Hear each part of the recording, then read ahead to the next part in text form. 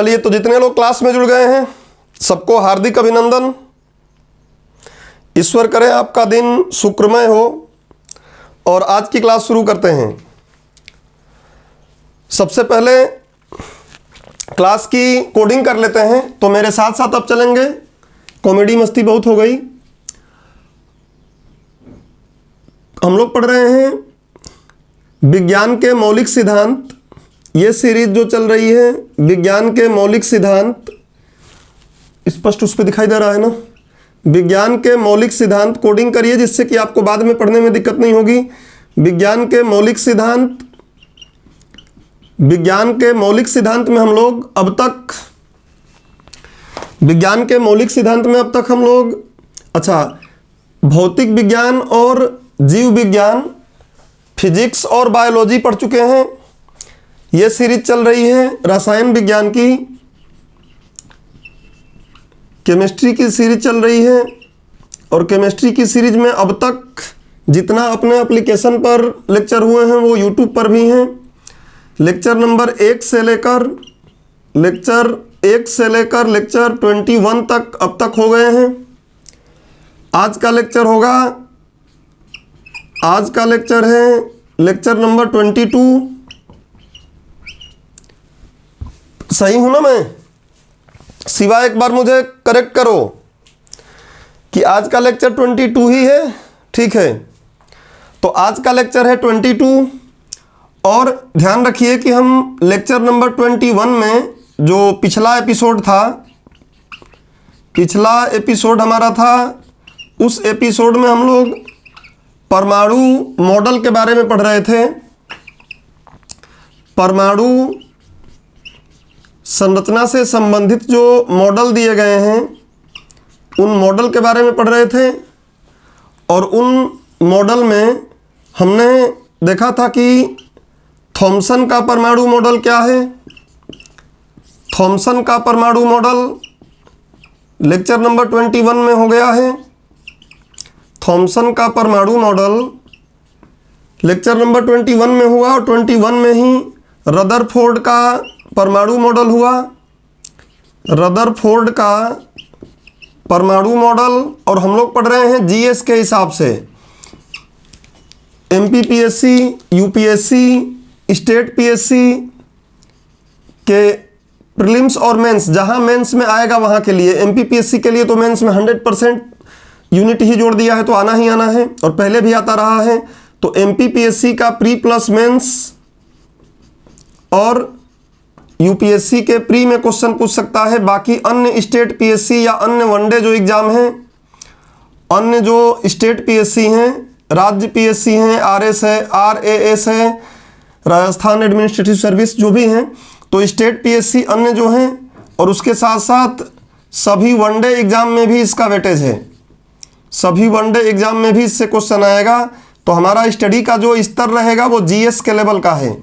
हम लोग कहीं भी इसमें डेरिवेशन या न्यूमेरिकल करने का प्रयास नहीं करेंगे। हम लोग उतनी ही बात समझेंगे जो हमारे जनरल स्टडीज, सामान्य अध्ययन के हिसाब से होती है। रदरफोर्ड का परमाणु मॉडल हमने पढ़ लिया था। और रदरफोर्ड का परमाणु मॉडल पढ़ने से पहले इनका एक बैकग्राउंड भी पिछले क्लास में पढ़ लिया था। और वो बैकग्राउंड था क्या? रदरफोर्ड का मैंने बताया था कि इसका एक तकनीशियन और इसका एक चेला था, उनका नाम बताया था मैं, छात्र था इसका। वो दोनों मिलके और इनके नेतृत्व में अल्फा कण प्रकीर्णन प्रयोग किए थे। फिर जाके इन्होंने अपना ये मॉडल दिया था। अल्फा कण प्रकीर्णन प्रयोग हमने देखा था। बाकी इनमें क्या कमियां, क्या महत्व, तो सारी बातें देख लिए थे। आज की क्लास बोर के मॉडल पर आधारित होगी।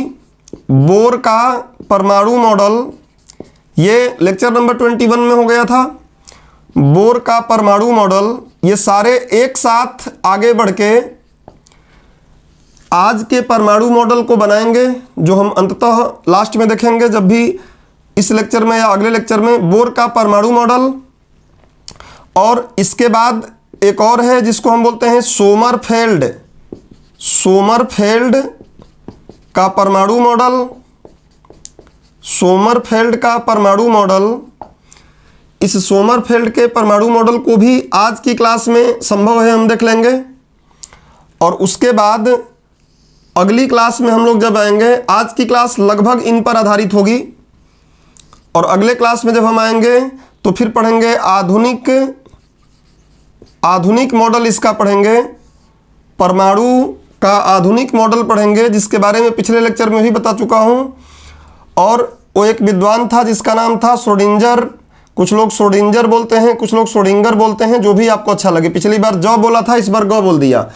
श्रोडिंगर ने दिया था, तो श्रोडिंगर का परमाणु मॉडल, ये संभवतः अगले लेक्चर में ही हो पाएगा। आज का लेक्चर फोकस रहेगा बोर और सोमरफेल्ड के। उससे पहले आप लोग एमपीपीएससी मेंस का 2019 का पेपर देखें। मेंस 2019 का जो मेंस का पेपर हुआ है, सबसे लेटेस्ट अभी जो मेंस हुआ है, सीधी सी बात, एमपीपीएससी में अभी जो सबसे लेटेस्ट पेपर हुआ है मेंस का, उसमें जाके अगर देखेंगे तो जीएस 3 में स्पष्टतः, मैं यहाँ ओपन करके उस क्वेश्चन को ही पढ़ देता हूँ।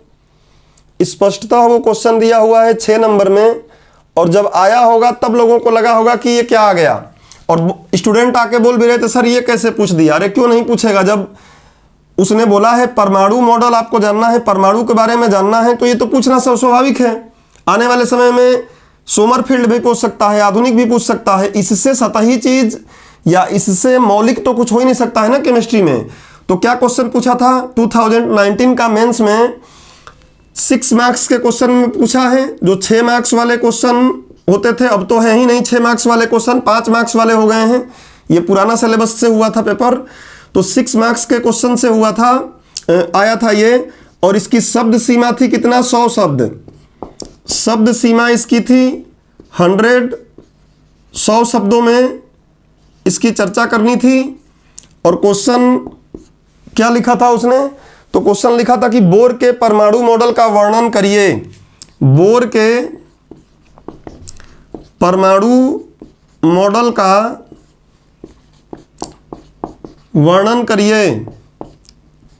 इसमें कुछ बच्चे ऐसे हैं जिनको पता होगा कि जब मेंस का पेपर चल रहा था, उसके शायद क्लास अपनी चल रही थी केमिस्ट्री की, उसके 1 या 2 दिन पहले ही मैंने ये क्लास में कराया था। उस समय भी कुछ लोगों को लग रहा था कि ये ज़्यादा आगे की बात हो रही है, लेकिन 2 दिन बाद ही मेंस हुआ और उसमें एक क्वेश्चन आ गया। ऐसा नहीं कि मुझे पता था पहले से, लेकिन सिलेबस मुझे पता था, तो मैं सिलेबस के हिसाब से ही चलता हूँ। पूरी सिलेबस कवर करने के प्रयास करते हैं, न कि छोड़कर 2020 खेलने का प्रयास करते हैं। बोर के परमाणु मॉडल का वर्णन करिए या वर्णन कीजिए, ये क्वेश्चन था। और बहुत से क्वेश्चन बने होंगे, लेकिन ये क्वेश्चन आया हुआ है। अब ऐसा नहीं केवल बोर का पढ़ लेना है हमें, क्या भरोसा कि पिछली बार बोर पूछा है, इस बार नहीं, अगले बार या उसके बाद कभी सोमरफेल्ड का पूछ ले, कभी थॉमसन का पूछ ले, कभी रदरफोर्ड का पूछ ले। और ये 9th क्लास बेस इसका क्या है, 9th क्लास, मैंने बोला था कि आपको मैं स्टडी 9th क्लास के बेस पे करा रहा हूँ, लेकिन जितनी जरूरी है उतना 11th क्लास से और 12th क्लास की भी बातें इसमें शामिल की जाएंगी, जितनी आवश्यक हो।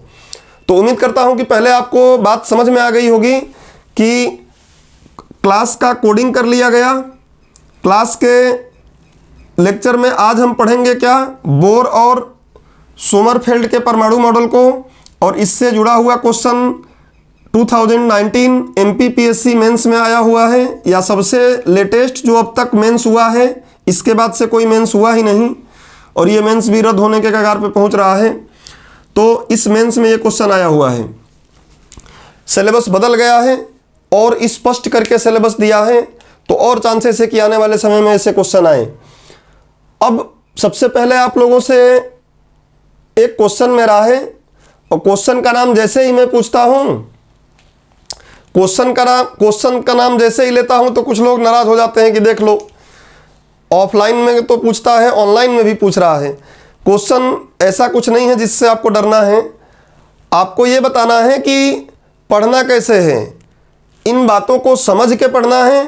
जैसे इन 2 को तो मैं अभी समझा के ही पढ़ाया हूँ, उसमें बोला हूँ कि कुछ टर्म्स आए थे, मैं बोला कि आगे समझाऊंगा, उसको बताऊंगा क्या है। तो इन बातों को भी पढ़ने में आपको समय लगेगा। तो क्या आपको लगता है कि आपको समझ के पढ़ना है या आपको 3 नंबर, 5 नंबर, 11 नंबर वाला आंसर लिखवाना है? बताओ बताओ। और सभी लोग खुल के कमेंट लिखो, पढ़ना कैसे है। सृष्टि दुबे बोल रही हैं कि लांग में पढ़ना है। लांग मतलब भैया लॉन्ग होता है, जो लोग नहीं समझ पाए, लॉन्ग मतलब ठीक से, विस्तार से। और मोहन भाई बोल रहे हैं समझ के ही पढ़ना है, मतलब कोई इसमें 2020 के इरादे वाला तो नहीं है ना। अगर कोई 2020 के इरादे वाला है कि सर 3 नंबर में कितना लिखेंगे समझा दो, अरे तो पेपर तुम निकाल पाओगे कभी? वो तो ये है कि एक बार टीचर समझा दिया कि कैसे आपको सब चीजें करनी है। आपको पूरा सिलेबस ही 3 नंबर, 5 नंबर, 11 नंबर करके पढ़ाया जाए तो क्या समझाएगा कोई? और तुम हिंदी पे कमांड क्या रख रहे हो, फिर तो अपने लैंग्वेज पे कमांड क्या रख रहे हो कि तुमको पता ही नहीं है कि कितने नंबर में बोलना है, कितने नंबर में बोलना है तो क्या बोलना है। तो अच्छा, वर्ल्ड कप वाले हैं, चलिए। तो मुझे पता है कि आप लोग सभी लोग उसी टाइप के हैं, दिलजले टाइप के हैं, तो आप लोग उसी कारण तो क्लास में जुड़े भी हैं, पढ़ भी रहे हैं। लेकिन फिर भी आप लोगों से पूछ लेना, थोड़ा लोकतांत्रिकरण का परिचय होता है। और मैं चाहता हूं कि क्लास पूरी तरीके से लोकतांत्रिकरण बनी रहे, किसी को ये ना लगे कि केवल तानाशाही तौर पे काम चल रहा है। तो हमको समझ के ही पढ़ना है, बिना समझे पढ़ेंगे याद ही नहीं रहेगा ना। एग्जाम में जाएंगे, बोर का मॉडल 2 बातें याद आ जाएंगी, तीसरी बात याद ही नहीं आ रही है। तो हम लोग जीएस के लेवल पे पढ़ेंगे। हम लोग आईआईटी, जेई या नीट के अनुसार ऐसा नहीं करने लगेंगे, डेरिवेशन मारने लगेंगे, इसमें न्यूमेरिकल्स करने लगेंगे, वो हमारे काम का नहीं है। हमें उसका क्रक्स समझ लेना है कि मूल बात क्या दिया था और कैसे ये कहानी आगे बढ़ते बढ़ते आज जो परमाणु का मॉडल दिया गया है, परमाणु संरचना का मॉडल दिया गया है, वो क्यों आज एकदम एग्जैक्ट हमको ठीक लग रहा है, इनमें क्या कमियां थी, इस तरीके से हम धीरे धीरे आगे बढ़ रहे हैं। इन्होंने कुछ बताया, इसमें कुछ कमी थी, इन्होंने बताया इसमें कुछ कमी थी, देखना इनमें भी कुछ कमी आएगी, इनमें भी कुछ कमी आएगी, अंततः इसको बाद में जाके सुधार दिया जाएगा। तो हम लोग एक सामान्य अध्ययन के लेवल पर इसको समझ के चलेंगे, आगे कहानी शुरू करते हैं। चलिए, तो क्लास आज की अब शुरू हो रही है। अब तक तो मैंने आपको सिर्फ एक मैटर बताया कि एग्जाम कैसे, लेक्चर का कोडिंग क्या है, क्या पढ़ रहे हैं, और हर लेक्चर के शुरू के 5-10 मिनट 15 मिनट इसी में चले जाते हैं। बट ठीक है, हमें अपने सिलेबस से परिचित होना चाहिए। प्रीलिम्स में विज्ञान का मौलिक सिद्धांत बोला है, तो मैं सीरीज का नाम विज्ञान का मौलिक सिद्धांत ही रखा हूँ। मेंस में सीधे सीधे रसायन विज्ञान बोला है। पेपर 3 तीसरा पेपर का यूनिट 2 में, और उसमें स्पष्ट परमाणु लिखा हुआ है। कई बार सिलेबस पढ़ के दिखा दिया हूं मैं। अब आप लोग पहले से ही ये बोल के रखे हैं कि हमें समझ के ही पढ़ना है, और अगर आप बोलते कि हमें समझ के नहीं पढ़ना है तो क्लास में बंद कर देता, क्योंकि समझ के नहीं पढ़ोगे तो लिख लो ना, मैं तुम लोगों को सोर्स बताता, फिर 5 मिनट में बता देता कि देखो बोर का परमाणु मॉडल इस किताब में यहाँ मिल जाएगा, जाके लिख लेना, दूसरा लेक्चर लेता। क्योंकि लिखवाना ही जब है, समझना नहीं है तो फिर क्या मतलब। तो किताबों में लिखा हुआ है, मुझसे अच्छे तरीके से इतने किताबों में लिखे हुए हैं, पूरे आप लोगों की भाषा में टॉप लेवल पर लिखे हुए हैं, उससे पढ़ो। चलो, तो समझ के पढ़ना है तो क्या हमें दिमाग में रखना है, पहले ये समझो कि समझ के पढ़ेंगे तो कई टेक्निकल शब्द थोड़े इसमें आएंगे, और उन टेक्निकल शब्द को जितना आसान हो सकता है, जितना अपना सिलेबस है, अपना जो पेपर है, उस पेपर की प्रकृति के अनुसार मैं थोड़ा थोड़ा नोट में समझाते चलूँगा, जितना आवश्यक है कि आपको लगने लगे कि हाँ ये बात मुझे पता है। तो शुरुआत सबसे पहले हम करेंगे कि बोर का मॉडल डायरेक्ट नहीं दे दिया गया। क्या भरोसा मेंस में आपके सिलेबस से तो कभी यही पूछ लिया जाए कि बोर का मॉडल डायरेक्ट बोर साहब ने नहीं दे दिया। बोर का मॉडल मत बुलवाओ, बोर का जो मॉडल है उस मॉडल को देने से पहले एक पूरी पृष्ठभूमि तैयार हुई। जैसे मित्रता करते हैं हम लोग तो उसके पहले पृष्ठभूमि तैयार होती है ना, और दुश्मनी भी कभी कट्टी भी होता है किसी से तो उसके पहले पृष्ठभूमि तैयार होती है। तो वैसे ही बोर के मॉडल देने से पहले एक पृष्ठभूमि तैयार हुई। सबसे पहले आप लोग डायग्राम यही बनाएंगे मेरे साथ। बोर के या बोहर जो आपको अच्छा लगे, बोर के मॉडल के विकास की पृष्ठभूमि। बोर हेडिंग डालेंगे आप लोग ऐसे ही। बोहर आपको लिखना है, बोहर लिखो, बोर लिखना है, बोर लिखो। नाम इसका बोहर हम लोग बोल देते हैं हिंदी में, लेकिन उसका बोहर नाम था नहीं, बोर ही था। नहीं, मॉडल मत बोलो, मॉडल ही बोलो। ये डेनमार्क का विद्वान था। बोर डेनमार्क का विद्वान था, जिसको डेनिश विद्वान भी हम बोलते हैं। डेनिश विद्वान, आप आधुनिक भारत पढ़ते हो तो उसमें भी डेनिश वाले भी आए थे अपनी कंपनी बनाकर यहाँ पर, बट बहुत जल्दी झुक गए। ठीक है बहुत जल्दी झुक गए तो चले गए। खैर हटाओ, अपनी टॉपिक पे आओ। तो पहले लिखो बोर के मॉडल की, बोर के परमाणु मॉडल के विकास की पृष्ठभूमि, के विकास की पृष्ठभूमि, बैकग्राउंड। क्या पृष्ठभूमि था? किन चीजों को देखकर इसके मन में लड्डू फूटा? समझ रहे हैं? पृष्ठभूमि का मतलब सीधा सा बात लड्डू फूटना। जैसे इससे पहले वाले दो लोगों के मन में लड्डू फूटा था, इनके मन में लड्डू कैसे फूटा? तुरंत नहीं फूटा। सबसे पहले थोड़ा सा हम लोग बोहर साहब को ही जान लेते हैं अभी। तो एक तीर निकाल के बोहर के बारे में जान लो। अब इनका मॉडल पढ़ रहे हैं, इनके बारे में नहीं जानते तो मतलब नहीं है, और डीप लेवल है नहीं है, इनके बारे में जान लेंगे तो लिखो, इनका नाम था नील्स हेनरिक। इनका नाम था, हम लोग हिंदी में लिख लेते हैं, Niels Henrik. Niels Henrik David, कितना बड़ा नाम था यार, नील्स हेनरिक डेविड बोर। और ये विद्वान कहाँ के थे? ये विद्वान थे डेनमार्क के। कोपेनहेगन का नाम सुने होंगे आप लोग, कोपेनहेगन, वही इनका जन्म हुआ था, डेनमार्क। तो हम बोलते हैं कि डेनिश भौतिक शास्त्री थे ये, डेनिश भौतिक शास्त्री थे।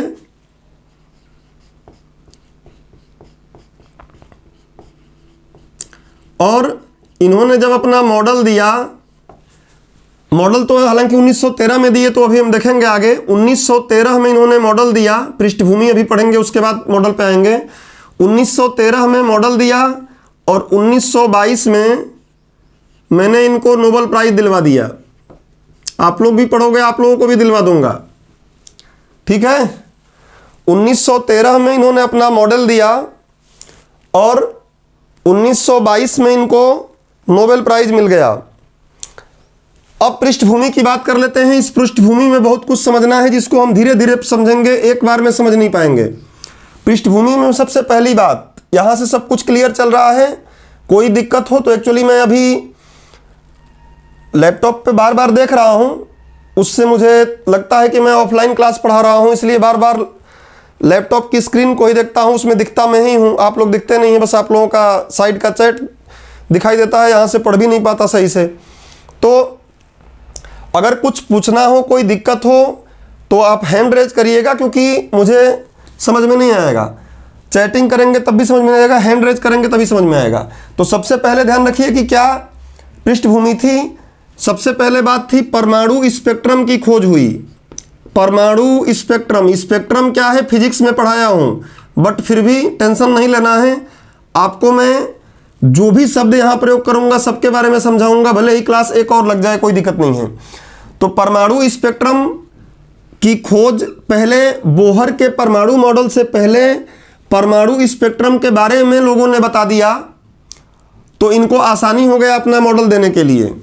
अब परमाणु स्पेक्ट्रम बैकग्राउंड है, तो हम परमाणु स्पेक्ट्रम क्या है समझाऊंगा, बट यहां एक बात समझ लेनी है अभी कि क्यों परमाणु स्पेक्ट्रम क्यों आवश्यक है। तो लिखोगे परमाणु में इलेक्ट्रॉनों की व्यवस्था, परमाणु में, ये सब आपको दिमाग में रखनी है। छोटी छोटी एग्जाम की प्रकृति के अनुसार जो हमारा एमपीपीएससी है, प्रीलिम्स में क्वेश्चन पूछ लेगा, सॉरी मेंस में क्वेश्चन पूछ लेगा 3 नंबर में, या प्रीलिम्स में भी कभी क्वेश्चन ऐसे बन सकते हैं।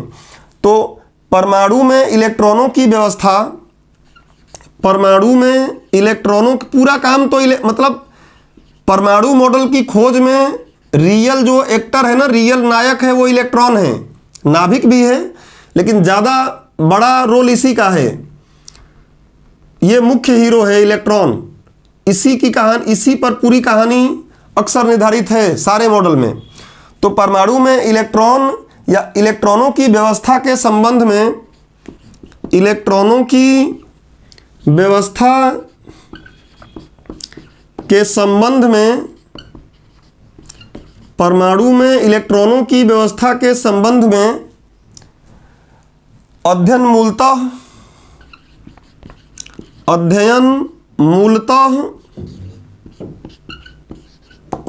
परमाणु स्पेक्ट्रम पर ही आधारित है। और ये बात पहले पता चल गई, बोर के मॉडल से पहले ही क्या बताया अभी कि परमाणु में इलेक्ट्रॉनों की व्यवस्था के संबंध में अध्ययन मुख्यतः परमाणु स्पेक्ट्रम पर ही आधारित है। तो परमाणु का स्पेक्ट्रम जब पता चल गया, स्पेक्ट्रम पिछले लेक्चर में थोड़ा बहुत बताया था, और परमाणु स्पेक्ट्रम क्या है मैं आपको बिना किसी डेरिवेशन, बिना किसी बहुत ज़्यादा जटिल शब्दों का प्रयोग करते हुए एकदम सिंपल तरीके से मैं आपको समझाऊंगा कि परमाणु स्पेक्ट्रम क्या है। बट थोड़ा धैर्य रखें, क्लास को आगे बढ़ने दें। क्लास आगे बढ़ेगी धीरे धीरे, जहां जिसकी जरूरत पड़ेगी नोट डाल के लिखवाऊंगा। अभी लिखवाने लगूंगा पता चलेगी क्लास 1 घंटे इसी पे चली जाएगी, आधे घंटे 15 मिनट इसी पे चली जाएगी, और फिर आगे जाके फिर इस बात को बताना पड़ेगा। इसलिए मैं अभी जिस तरीके से करा रहा हूं आपको करिए। जैसे ही हम सारे मॉडल कंप्लीट कर लेंगे तो आपको एकदम क्रिस्टल क्लियर जीएस के लेवल पे बातें सारी समझ में आ जाएंगी, किसी को समझा दोगे। कोई डेरिवेशन फॉर्मूले पे बात हम नहीं करेंगे, जीएस की बात करेंगे। तो पहला है कि परमाणु स्पेक्ट्रम क्या बैकग्राउंड बन गया, पहले पृष्ठभूमि तैयार हो गई। अच्छा, नील्स बोर सच कहें तो जो ये नील्स बोर है ना, ये रदरफोर्ड का चेला था। ये भी आप दिमाग में रखो, रदरफोर्ड का चेला था, ये रदरफोर्ड का शिष्य था। ठीक है, लेकिन टॉपिक पे अभी चले हम। अभी इस बात को इतना दिमाग में रखो। अगर दूसरे पे आते हैं हम, क्या कि जब इस परमाणु का स्पेक्ट्रम हमें तैयार देखना है, इसी पर सारा कहानी निर्धारित है आगे परमाणु मॉडल की, तो इस परमाणु को स्पेक्ट्रम को देखेंगे कैसे? तो इसको देखने के लिए आता है क्या, स्पेक्ट्रोस्कोपी। दूसरा बात क्या आएगी बीच में, स्पेक्ट्रोस्कोपी। हर बात 100% समझाऊंगा, सिंगल कोई बात आपको बाउंस नहीं होगी, बट क्रम के साथ थोड़ा आराम से। स्पेक्ट्रोस्कोपी। अब बात आती है कि स्पेक्ट्रोस्कोपी तो इसको देखने के लिए आई, इससे जुड़ी हुई है, बट क्यों, इस पर भी एक बार दिमाग में आता है कि स्पेक्ट्रोस्कोपी क्यों। तो लिखेंगे परमाणु संरचना की आधुनिक अवधारणा, लिखते रहिए, परमाणु संरचना की आधुनिक अवधारणा, और आगे सब आपको क्लियर दिखेगा ये बात। परमाणु संरचना की आधुनिक अवधारणा, स्पेक्ट्रो या ऐसा बोल सकते हो अवधारणा के विकास में इसका महत्वपूर्ण योगदान रहा है। अवधारणा के विकास में इसका महत्वपूर्ण योगदान रहा है, इसका महत्वपूर्ण योगदान रहा है। एक्चुअली जो ये स्पेक्ट्रम बनेगा उस स्पेक्ट्रम को देखते हैं स्पेक्ट्रोस्कोपी से। इसका अध्ययन किससे करेंगे, इसका अध्ययन हम किससे करेंगे, तो इसका अध्ययन करेंगे हम स्पेक्ट्रोस्कोपी का प्रयोग करके। और इसलिए इसका महत्व क्या है कि परमाणु संरचना की जो आधुनिक अवधारणा का विकास है उसमें इसका महत्वपूर्ण योगदान है। जब इसी पर आधारित है ये मॉडल, सारे आगे के मॉडल जो हम पढ़ेंगे, तो इसका मतलब यह है कि इसका बहुत महत्वपूर्ण रोल है। और अगली बात क्या है, तो स्पेक्ट्रोस्कोपी से आगे बढ़ेंगे तो एक कंसेप्ट और आ जाएगा इसमें, और ये कंसेप्ट हम लोग फिजिक्स में भी पढ़ते हैं, यहाँ भी पढ़ेंगे, छोटी क्लास में भी है। ये क्या है, तो स्पेक्ट्रोस्कोपी में क्या होता है, स्पेक्ट्रोस्कोपी में क्या होता है, अपनी भाषा में आप बोल सकते हो कि स्पेक्ट्रोस्कोपी में का बा, स्पेक्ट्रोस्कोपी में क्या करते हैं, तो लिखोगे इसमें द्रव्य व विद्युत चुंबकीय विकिरणों की, इसमें द्रव्य कण क्या होते हैं समझाऊंगा। अभी आप जब हम चलते हैं ना, जब हम चलना शुरू करते हैं तो हमें तरंग भी पैदा होता है। हमारा द्रव्यमान बहुत ज़्यादा है तो तरंग समझ में नहीं आता है। हल्के द्रव्यमान वाली वस्तु जब चलेंगी तो लहराने लगेंगी, देखोगे तरंग बनने लगेंगी, तो द्रव्य तरंग बोलते हैं। हम देखेंगे कि क्या है आगे, मैं आपको एकदम बेसिक तौर पे इस बात को आगे समझाऊंगा। अभी थोड़ा सा माहौल बना लेते हैं क्लास का, जैसे इनकी माहौल बन रहा है पृष्ठभूमि, वैसे ही क्लास का हम लोग माहौल बना रहे हैं। इसमें द्रव्य व विद्युत चुंबकीय विकिरणों की अंतःक्रिया से प्राप्त द्रव्य एवं विद्युत चुंबकीय विकिरण, ये मैं आपको फिजिक्स में भी बताया हूं, आईसीटी पढ़ लिए हैं, इंफॉर्मेशन एंड कम्युनिकेशन टेक्नोलॉजी, उसमें भी मैंने बताया था। भारत सरकार 5G का स्पेक्ट्रम बेचने वाली है, अभी 1-2 महीने बाद नीलामी करने वाली है, वो ऐसा निर्मला सीतारमण बजट में बोली हैं। तो द्रव्य एवं विद्युत चुंबकीय, पूरा लिखिएगा, मैं शॉर्ट में लिख रहा हूं, विद्युत चुंबकीय तरंगों की अंतःक्रिया आपस में, इनमें जो भी क्रिया होता है, रिएक्शन होता है, इसमें द्रव्य एवं विद्युत चुंबकीय तरंगों की अंतःक्रिया से प्राप्त विकिरणों का अध्ययन किया जाता है। अंतःक्रिया से प्राप्त विकिरणों का अध्ययन किया जाता है। अभी आपको क्लास थोड़ी टफ लग रही होगी, अभी क्लास आपको टफ लग रही होगी, कारण अगर आप साइंस पढ़ के आए होंगे तब भी, और साइंस नहीं पढ़े होंगे, मैं बात कर रहा हूँ 12th तक, अगर 12वीं तक साइंस पढ़े होंगे तब भी आपको ये बात टफ लग रही होगी, और नहीं पढ़े होंगे तब भी। लेकिन इसको अभी आपको ये मान के चलना है कि ये ट्रेलर है, ये कौन कौन है इसका परिचय आगे फिल्म में कराया जाएगा। तो धैर्य रखेंगे सब मिल जाएगा कि स्पेक्ट्रम क्या है। इवन आपको मैं ये भी बताऊंगा कि द्रव्य तरंग क्या होती हैं, विद्युत चुंबकीय तरंग क्या होती हैं। भले ही फिजिक्स में पढ़ लिए हैं, भले ही आईसीटी में पढ़ लिए हैं, लेकिन यहाँ भी आगे इस लेक्चर में पूरा नहीं हो पाया तो अगले लेक्चर में करेंगे, लेकिन हर एक बात आपको आएगी। तो यहाँ अभी देख रहे हैं तो आप बस मैटर को बनाइए। अभी बैकग्राउंड इतने से कंप्लीट नहीं हुआ, बैकग्राउंड में और बातें आनी हैं, क्योंकि वो सारी बातें जब रहेंगी तभी जाके बोर साहब अपना परमाणु मॉडल दे पाएंगे। तो अगला क्या आया, प्रकाश की प्रकृति। किसी ने बता दिया कि भैया प्रकाश की प्रकृति जो होती है, प्रकाश की प्रकृति देखेंगे कौन बताया। प्रकाश की प्रकृति जो होती है वो कैसी होती है, द्वैती होती है, 2 प्रकार की होती है, डुअल नेचर होता है, द्वैती प्रकृति होती है प्रकाश की। ऐसा पहले पता चल गया और बताया गया कि भैया प्रकाश जो है कण के रूप में भी होता है और तरंग के रूप में ही होता है। आगे हम देखेंगे इलेक्ट्रॉन को भी यही मान लिया जाएगा कि इलेक्ट्रॉन कभी कण जैसा होता है तो कभी तरंग जैसा होता है।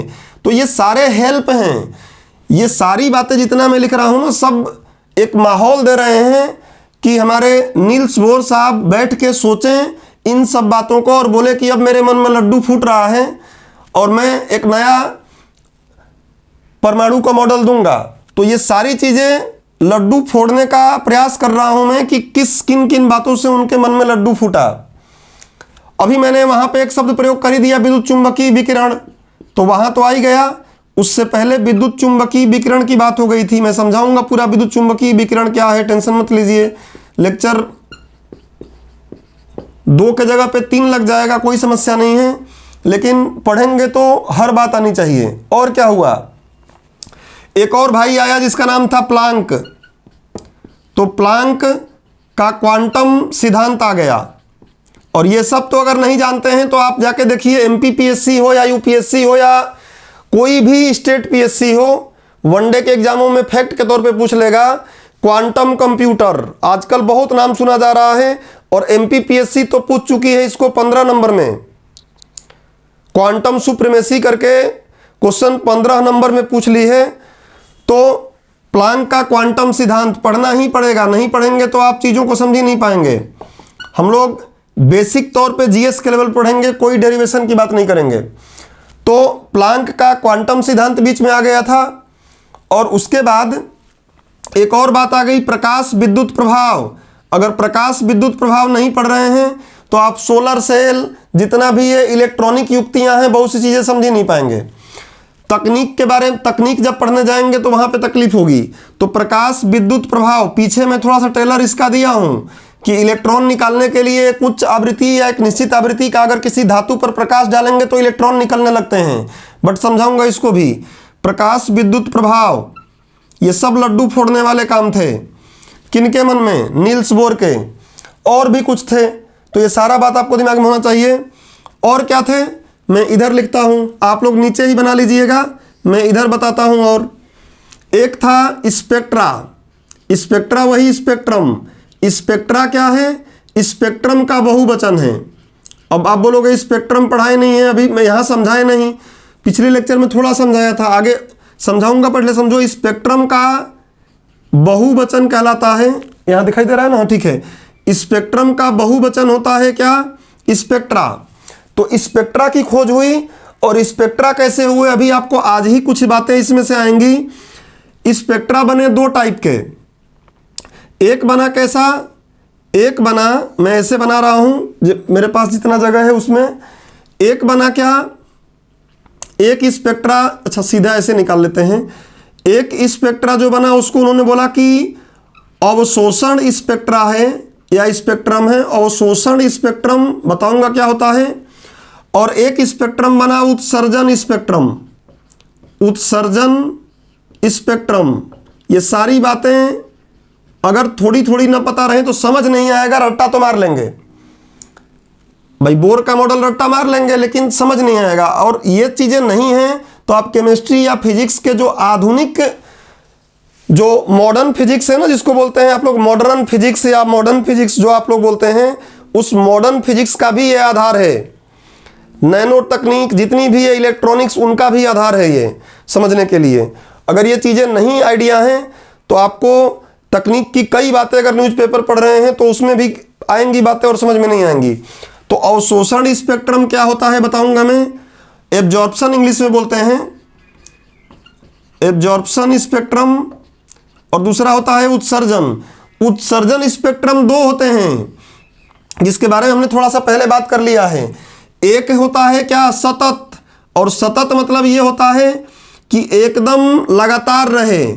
ये मान लो स्पेक्ट्रम पीछे क्लास में थोड़ा सा बताया था, तो अभी उसके आधार पर थोड़ा बता रहा हूं। जैसे मान लो ये है लाल, ये है, उसके आगे कोई और दूसरा कलर आया, ये दूसरा कोई कलर आया, तो इनमें एकदम लगातार रहें, एक के बाद एक खड़े रहें, कोई गैप ना रहे, बीच में कोई जगह ही नहीं मिले, तो उसको बोलते हैं सतत स्पेक्ट्रम। और दूसरा होता है क्या? रैखिक स्पेक्ट्रम या रेखीय स्पेक्ट्रम। रेखीय स्पेक्ट्रम। और रेखीय स्पेक्ट्रम मतलब क्या होता है कि बीच में जगह रहे। ये अगर यहाँ पे एक स्पेक्ट्रम यहाँ मिल गया इतना, तो उसके बाद बाकी इतना जगह खाली रहे, फिर यहाँ मिल जाए, फिर इतना जगह खाली रहे, फिर यहाँ मिल जाए, तो इसको हम बोलते हैं क्या? रेखीय स्पेक्ट्रम। या इसी को विविक्त स्पेक्ट्रम भी कहा जाता है, डिस्क्रीट स्पेक्ट्रम भी कहा जाता है। सतत, लगातार है, कहीं भी कोई गैप नहीं दिख रहा है। आप लोग कभी अपने मोबाइल से कंप्यूटर में डेटा डालते होंगे तो देखते होंगे कि कुछ आता रहता है ऐसे, और एक समय बाद 60% 50% करके पूरा फिल हो जाता है, तो वो सतत होता है। रेखीय स्पेक्ट्रम मतलब क्या रहेगा? जो थोड़ा मिला, फिर नहीं मिला, फिर मिला, फिर मिला, इस तरीके से चलेगा, तो उसको हम बोलते हैं रेखीय स्पेक्ट्रम। ये आप दिमाग में रखेंगे। उसके बाद और क्या आपको यहाँ दिमाग में रखना है? तो एक बात और, जब ये स्पेक्ट्रम को समझ गए लोग तो हाइड्रोजन परमाणु का स्पेक्ट्रम बनाए। हाइड्रोजन परमाणु का स्पेक्ट्रम। हाइड्रोजन, देखो परमाणु का स्पेक्ट्रम हम कर ही रहे हैं बात, तो हाइड्रोजन परमाणु का स्पेक्ट्रम के बारे में भी चर्चा हो गई थी। और जब इतनी बातें हो गई थी तो ये सारी बातें एक जगह देखकर, इतनी बातें जो बोर्ड पर लिखा हूं, आपको अभी ये बातें टफ लग रही होंगी, बाद में सब क्लियर हो जाएंगी। अभी इन सारी बातों को देखकर नील्स बोर के मन में लड्डू फूटा, और लड्डू फूटने के बाद उन्होंने अपना मॉडल दिया। तो पढ़ाई हम कैसे करेंगे? ये बात पहले समझ लिए कि बैकग्राउंड, पृष्ठभूमि क्या था। अब इस पृष्ठभूमि के जस्ट बाद हम शुरू करेंगे पहले बोर का मॉडल, और बोर का मॉडल जब पढ़ना शुरू करेंगे तो स्वाभाविक है कि ये सारी बातें उनके नाम में आएंगी, उनके अवधारणाओं में आएंगी, और जब आएंगी तो उनको हम अलग से पढ़ेंगे, या फिर अगर आप लोग कहेंगे तो ऐसा हम लोग कर लेंगे कि इस लेक्चर में हम लोग बोर और सेमर कुछ बोल रहे हैं पढ़ाई करेंगे लड्डू फोड़ कर। हाँ, लड्डू फोड़ के ही करना है पढ़ाई, नहीं तो मतलब है नहीं। समझो बात को मैं क्या बोल रहा हूं। अब हम दो तरीके से काम कर सकते हैं अभी क्लास में। एक तरीका तो यह है कि जब बोर का परमाणु मॉडल मैं शुरू करूं तो इन सारे टर्म्स को यहीं साथ साथ ले चलूं, और दूसरा तरीका यह है कि आज की क्लास में हम लोग बोर और सोमरफेल्ड के मॉडल को पढ़ लें अब से, और ये जितने भी टर्म्स यहाँ पे मैं लिखा हूँ इसके लिए कल की क्लास में डेडिकेट कर दें इसके लिए, और फिर आधुनिक वाला पढ़ें। और आधुनिक के लिए भी बैकग्राउंड है, थोड़ा सा 2-3 बैकग्राउंड आधुनिक के लिए भी हैं। तो मुझे लग रहा है कि ये ज़्यादा उचित तरीका है कि हम लोग पहले आज बोर और सेमर, समझ में तो आएगी ही बात, ऐसा नहीं समझ में नहीं आएगा, आपको समझ में सब आएगा, जितना ज़रूरत पड़ेगा समझाऊंगा। इन सब बातों को थोड़ा थोड़ा हमें समझना है, तो इनके लिए हम लोग कल की पूरी क्लास डेडिकेट कर देंगे इस पर। तो ये सारी बातें एक दिन में हो जाएंगी, प्लस आधुनिक जो परमाणु सिद्धांत है उसके लिए भी बैकग्राउंड 2-4 बातें हैं, तो उनको भी कल हम शामिल कर लेंगे। इन बातों को शामिल करके पूरा एक लेक्चर ही बना लेंगे, तो ये फिजिक्स कम केमिस्ट्री हो जाएगा। फिजिक्स कम केमिस्ट्री हो जाएगा, केवल फिजिक्स नहीं होगा, केवल केमिस्ट्री नहीं होगा, केवल फिजिक्स नहीं होगा, दोनों का मिला जुला रूप हो जाएगा। उससे पहले एक बात और समझ लो कि इनके मन में लड्डू फूटा एक और चीज से, और वो क्या था, मेरे पास जगह नहीं है, मैं यहां बता देता हूं। अपकेंद्री अभिकेंद्री बल इनको पता चल गया। इनको मतलब किसी ने बता दिया कि भैया अभिकेंद्री बल भी होता है। याद करो कल बोल रहे थे ना पिछली लेक्चर में कि इलेक्ट्रॉन गिरता क्यों नहीं है जब वो घूमता है, तो अभिकेंद्री बल इनको पता चल गया था, और इनको अपकेंद्री बल भी पता चल गया था। अभिकेंद्री बल भी पता चल गया था और अपकेंद्री बल भी पता चल गया था। ये सारी बातें भी इनके मन में लड्डू फोड़ दी। अगर ये सब नहीं पता होता तो बोर का मॉडल नहीं होता, समझ रहे हैं ना। तो एक व्यक्ति के सफलता के पीछे कई लोगों का हाथ होता है, इसलिए लोग बोलते हैं इनके सफलता के पीछे इतने लोगों का हाथ है। तो अभी जो मैं बोल रहा हूं तरीका सही है ना, कि आज हम लोग पहले बैकग्राउंड देख लिए एक ट्रेलर के तौर पे कि हाँ भाई इन चीज़ों की भी ज़रूरत है हमें समझने के लिए, और अभी हम बोर का मॉडल पढ़ते हैं, सोमरफेल्ड का करते हैं, और फिर कल की क्लास डेडिकेट करते हैं इन सारी बातों पर। जीएस के लेवल पर एकदम सामान्य तरीके से समझेंगे। चलो इतनी बात क्लियर है तो हैंड रेज करो और आगे बढ़ें। चलिए हेडिंग डाल लीजिए अब आप लोग।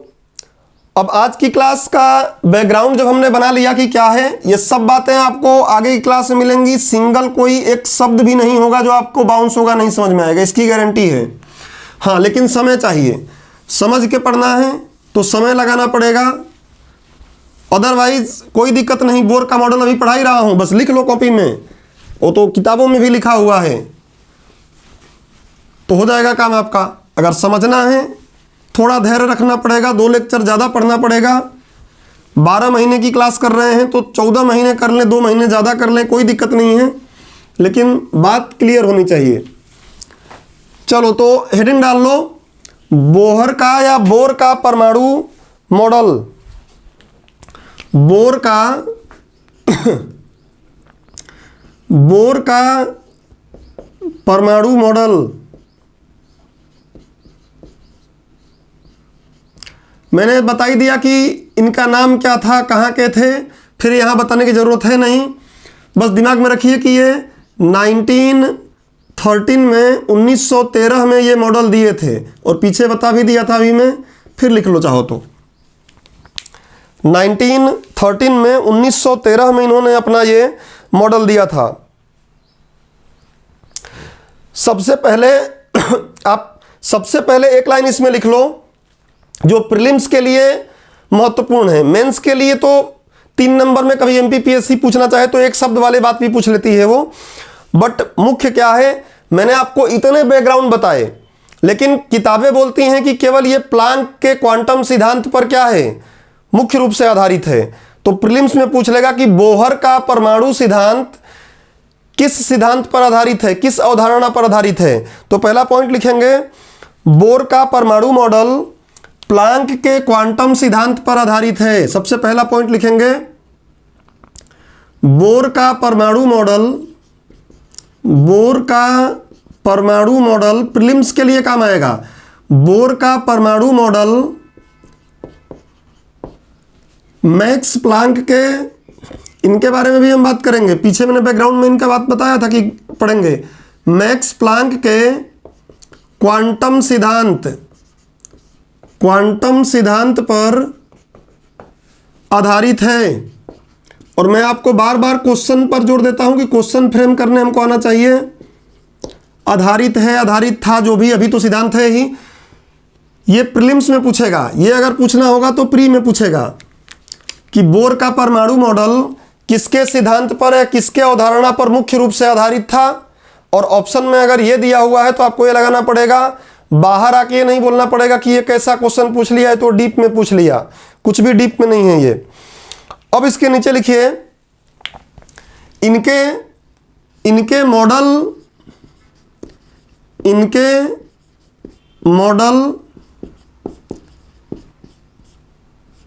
की मुख्य अवधारणाएं इस प्रकार हैं कि मुख्य अवधारणाएं क्या क्या ये बोले हैं। बोले तो बहुत कुछ है, उतना हम नहीं पढ़ेंगे। बहुत कुछ बोले हैं, उतनी सारी बातें हमें नहीं पढ़ना है, मुख्य बात पढ़ेंगे। मैं पहले बोला हूं कि जीएस पढ़ रहे हैं हम लोग, यहाँ पर सामान्य अध्ययन पढ़ रहे हैं, विशिष्ट अध्ययन नहीं कर रहे हैं। इनके मॉडल की मुख्य अवधारणाएं निम्नलिखित हैं। पहला, समझते हुए चलेंगे। पहला लिखिए, इलेक्ट्रॉन नाभिक के चारों तरफ, समझ लो पहले उसने क्या बोला। उसने ये बोला कि देखो ये नाभिक है और नाभिक के बाहर जो ये कक्षाएं पाई जा रही हैं ना, पहले समझ लो फिर लिखना। नाभिक के चारों ओर जो ये कक्षाएं पाई जा रही हैं, इन कक्षाओं का एक निश्चित ऊर्जा स्तर है। पहले पूरी बात समझो, एक निश्चित ऊर्जा स्तर है। मतलब एक कक्षा की, एक जो ये कोष बोल रहे हैं, अभी आगे चल के हम देखेंगे इसके भी कई नाम अलग अलग आ जाएंगे। ये जो एक कक्षा दिखाई दे रहे हैं, यहाँ पे सेल दिखाई दे रहे हैं, कोष बोल लो। ये कोष, हर एक कोष की एक निश्चित ऊर्जा स्तर है। ना तो वो कम होती है और ना तो ज़्यादा होती है, ध्यान रख लेना। ना तो ये कम होगी और ना ही ये ज़्यादा होगी, फिक्स रहेगी। हर एक, जितने भी ये कोष पाए जा रहे हैं ना, इन सब की ऊर्जा एकदम फिक्स है, स्थिर है। और ऐसे ये पाया जा रहा है, इसका कुछ अलग रहेगा, और जितना आगे जाएंगे इनका ज़्यादा रहेगा। जैसे इसका ज़्यादा ऊर्जा स्तर है, इसका कम ऊर्जा स्तर है। और एक ले लो, इसका ज़्यादा ऊर्जा स्तर है, इसका कम ऊर्जा स्तर है। लेकिन अपने अपने जो ये हैं, इनका ऊर्जा स्तर फिक्स है। और इन फिक्स ऊर्जा स्तर में ही इलेक्ट्रॉन घूमता है। ये जो फिक्स ऊर्जा स्तर हैं, इनमें ही इलेक्ट्रॉन घूमता है। और दूसरा बात उन्होंने क्या बताया और, कि इलेक्ट्रॉन जो होते हैं ना, इलेक्ट्रॉन, मैं आपको पहले ही शुरू में फिजिक्स में भी बताता हूँ, केमिस्ट्री में भी इसी सीरीज में बता चुका हूँ कि हर एक पदार्थ, हर एक चीज़ चाहता है कि मैं कम से कम ऊर्जा वाली अवस्था में रहूँ। कई बार मैं आपको समझा चुका हूँ कि जहाँ कम से कम ऊर्जा वाली अवस्था रहेगी वहीं पर हम रहेंगे। तो इलेक्ट्रॉनों में होड़ लगा रहता है। इलेक्ट्रॉन चाहते हैं कि हम कहाँ रहें? इलेक्ट्रॉन चाहते हैं कि हम निम्न ऊर्जा वाली अवस्था में रहें। हम किस ऊर्जा अवस्था में रहें, किस कोष में रहें? जहाँ सबसे कम ऊर्जा की ज़रूरत है। लेकिन समस्या है कि भाई इसमें कम ऊर्जा की ज़रूरत तो है, तो सारे इलेक्ट्रॉन लाइन लगा के खड़े हो गए कि भैया हम इसमें जाएंगे, हम इसमें जाएंगे। लेकिन इसमें जगह भी तो होना चाहिए ना। स्कूल अपने जो कोचिंग में आते हो तुम लोग, एक टेबल है, 2 सीटर टेबल है।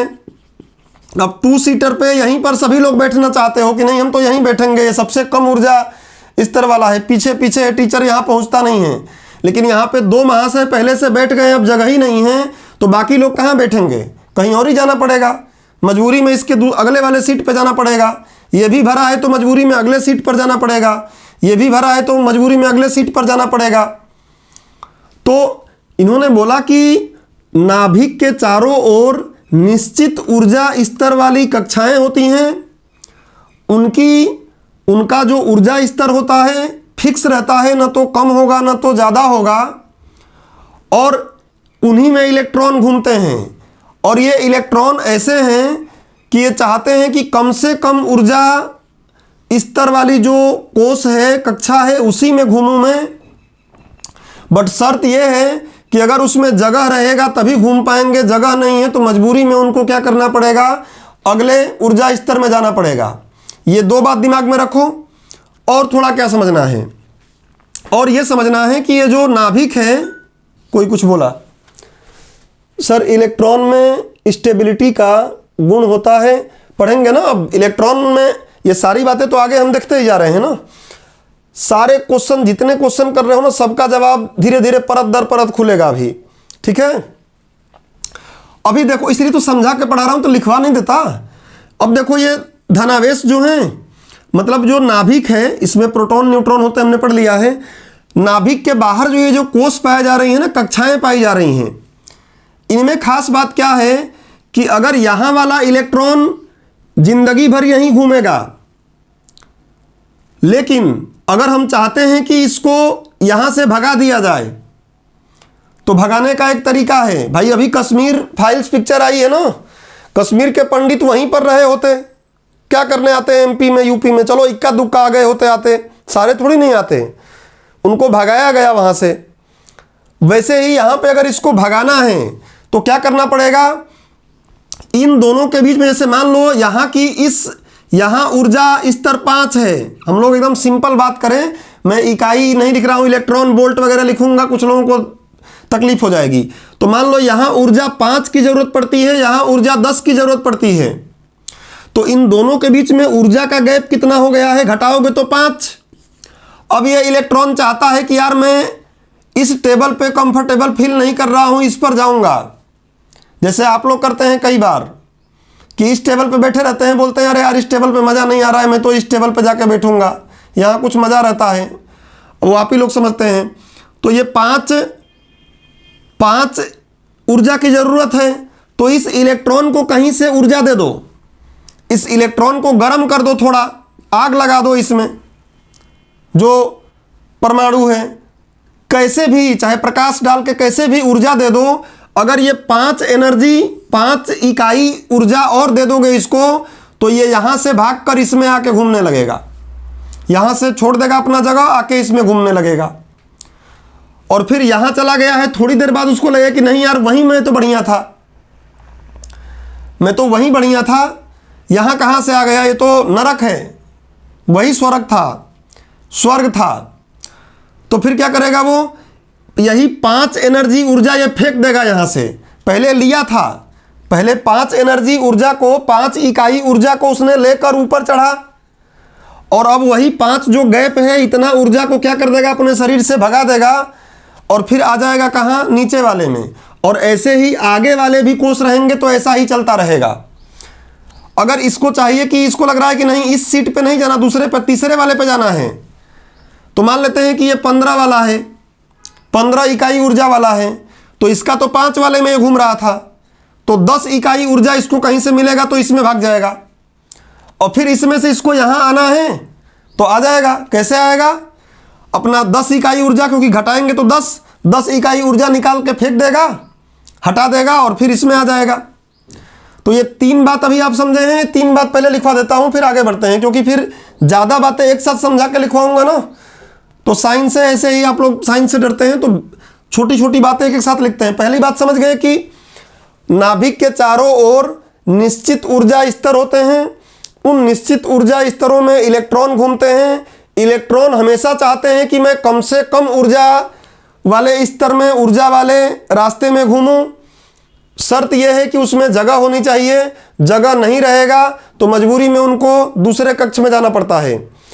अगली बात क्या कि अगर इलेक्ट्रॉन अपने एक कक्षा से किसी दूसरे कक्षा में जाना चाहता है, तो अगर नीचे वाला जो कम वाला है उसको बोलते हैं निम्न ऊर्जा स्तर। निम्न ऊर्जा स्तर से अगर वो उच्च ऊर्जा स्तर पर जाना चाहता है तो क्या करेगा, वो ऊर्जा ग्रहण करेगा, ऊर्जा लेकर जाएगा, ऊर्जा अवशोषित करके जाएगा और जब उच्च से निम्न पर आएगा तो ऊर्जा को क्या करेगा, निर्गत करके आएगा, ऊर्जा को उत्सर्जित करके आएगा। यहाँ पे अवशोषित करके गया, यहाँ ऊर्जा को अवशोषित किया पहले और फिर चला गया अगले में। और जब ऊपर से नीचे आना है, उच्च वाले से नीचे में आना है, तो फिर क्या करेगा, वो ऊर्जा को एमिट कर देगा, उत्सर्जित कर देगा, फिर यहाँ आ जाएगा। और देखो धीरे धीरे परतें यहाँ से खुलेंगी। यहाँ से आपको अभी मैं पीछे बताया था ना स्पेक्ट्रम, इसलिए पहले बताया। कुछ लोग सोचते हैं पहले वो क्यों बताए, पहले यही बता दिए होते। मैं आपको वहाँ स्पेक्ट्रम बताया, याद करो। परमाणु का स्पेक्ट्रम एक बोला था क्या, अवशोषण स्पेक्ट्रम, और एक बोला था उत्सर्जन स्पेक्ट्रम। वो स्पेक्ट्रम कहीं ना कहीं यहीं से आपको निकलेगा। आगे बताऊंगा, अभी भी नहीं बता रहा हूं, लेकिन कड़ी तोड़ते जा रहा हूं कि कैसे आगे हम बढ़ेंगे। देखो वहां वो बात थोड़ी सी यहां समझ में आपको आ रही है कि कब अवशोषण वाला होगा, कब उत्सर्जन वाला होगा। यहां अवशोषित किया ऊर्जा तो ऊंचे में भागा, और ऊंचे से ऊर्जा को उत्सर्जित कर दिया, हटा दिया, निर्गत कर दिया, तो नीचे में आ गया। ये तीन बातें पहले लिखो, फिर आगे बढ़ते हैं। हम लोग लिखेंगे उतना ही जो हमारे एग्जाम के लिए काफ़ी है। अब अगर मैं बोर्ड पर इसको लिखूंगा भी ना तो समय लगेगा, तो आप बोल, जैसे ऑफलाइन क्लास में लिखते हैं वैसे मैं बोल रहा हूं, लिख लीजिए। लिखिए पहला पॉइंट में, इलेक्ट्रॉन नाभिक के चारों तरफ, आराम से बोलूंगा, ऑफलाइन क्लास जैसा ही लिखना है। इलेक्ट्रॉन नाभिक के चारों तरफ निश्चित ऊर्जा वाली, देखो निश्चित अभी बताया ना, निश्चित ऊर्जा वाली वृत्ताकार कक्षाओं में घूमते हैं। अभी ये वृत्ताकार ही बोल रहे हैं, ठीक है ना। आगे देखोगे ये सोमरफेल्ड जैसे ही आएंगे ना, सोमरफेल्ड, तो भाई एक और नया तरीका बता देंगे, तो उपकोष की चिंगारी वो लगाएंगे। अभी कोष की बात हो रही है, वो आएंगे तो चिंगारी लगा के चले जाएंगे उपकोष की, और श्रोडिंगर आके उसको क्लियर कर देंगे। तो लिखिए, इलेक्ट्रॉन नाभिक के चारों तरफ निश्चित ऊर्जा वाले वृत्ताकार कक्षाओं में घूमते हैं, वृत्ताकार कक्षाओं में घूमते हैं। फुल स्टॉप लगाइए। अरे यार लाइट चली गई। चलो भाई, तो लाइट जाने से थोड़ी दिक्कत हो गई, बट आप अपना रिदम बनाए रखें। लिखिए, एक बार मैं फिर से रिवाइज कर दे रहा हूँ, फिर से बोल दे रहा हूँ, 2 मिनट लगेगा, लेकिन आप मिला लीजिए क्योंकि बीच में थोड़ा सा व्यवधान हो गया। जो समझाया वही बात लिखवा रहे थे, एक बार फिर से बोल देता हूँ। इलेक्ट्रॉन नाभिक के चारों तरफ निश्चित ऊर्जा वाली वृत्ताकार कक्षाओं में घूमते हैं। ये बात पहले ही बोल दिया तो लिख लिए होंगे, घूमते हैं। इन कक्षाओं को निश्चित कक्षा या इन कक्षाओं को निश्चित कक्षा या निश्चित ऊर्जा स्तर, इन कक्षाओं को निश्चित कक्षा या निश्चित ऊर्जा स्तर, या एक और नाम लिख लो, या अनुमत जितनी ऊर्जा रहेगी तभी उसमें घूम पाएंगे इलेक्ट्रॉन।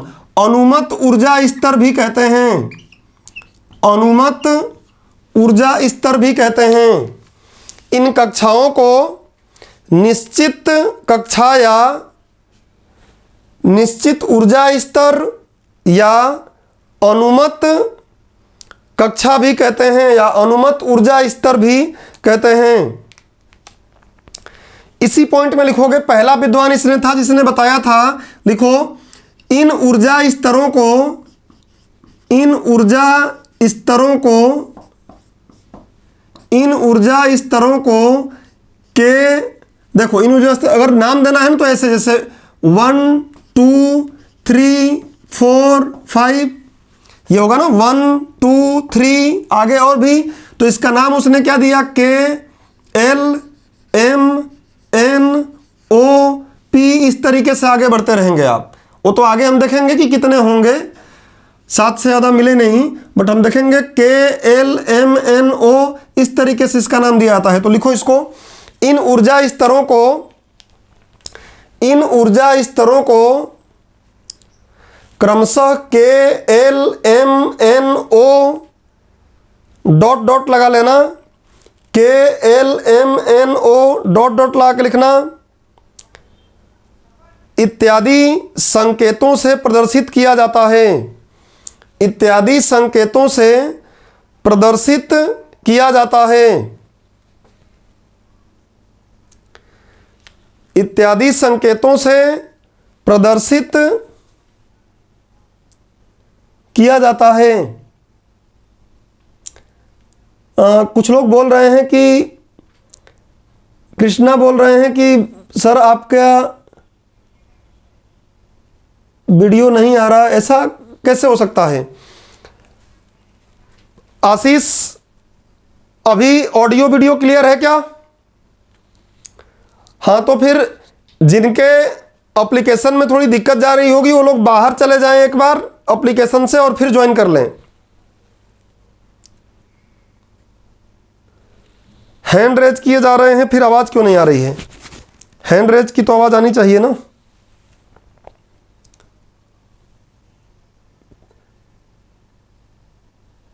हैंड रेज की आवाज़ तो आनी चाहिए। या तो रहा है, शिवा कर रहा है। आप लोगों का नेटवर्क का थोड़ा दिक्कत होगा, देख लीजिए। शिवा अभी हैंड रेज किया, यहाँ पे आया, आपका हैंड रेज नहीं आ रहा है, नेटवर्किंग समस्या होगी। टॉपिक पे आए, एक बार आप लोग बाहर जाके फिर से कनेक्ट करिए, शायद सही हो जाएगा। अगले टॉपिक पे आओ। अगला बिंदु लिखो, जो समझ गए हो उसी को अगला लिखो। एक कक्षा में उपस्थित सभी इलेक्ट्रॉनों की ऊर्जा समान होती है।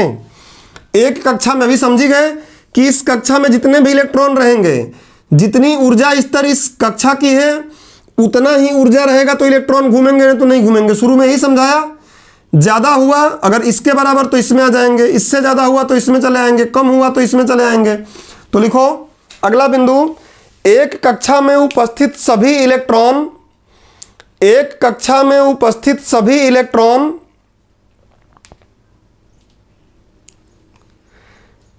इलेक्ट्रॉनों कर लेना, इलेक्ट्रॉनों की ऊर्जा एक समान होती है। एक कक्षा में उपस्थित सभी इलेक्ट्रॉनों की संख्या, सभी इलेक्ट्रॉनों की ऊर्जा एक समान होती है।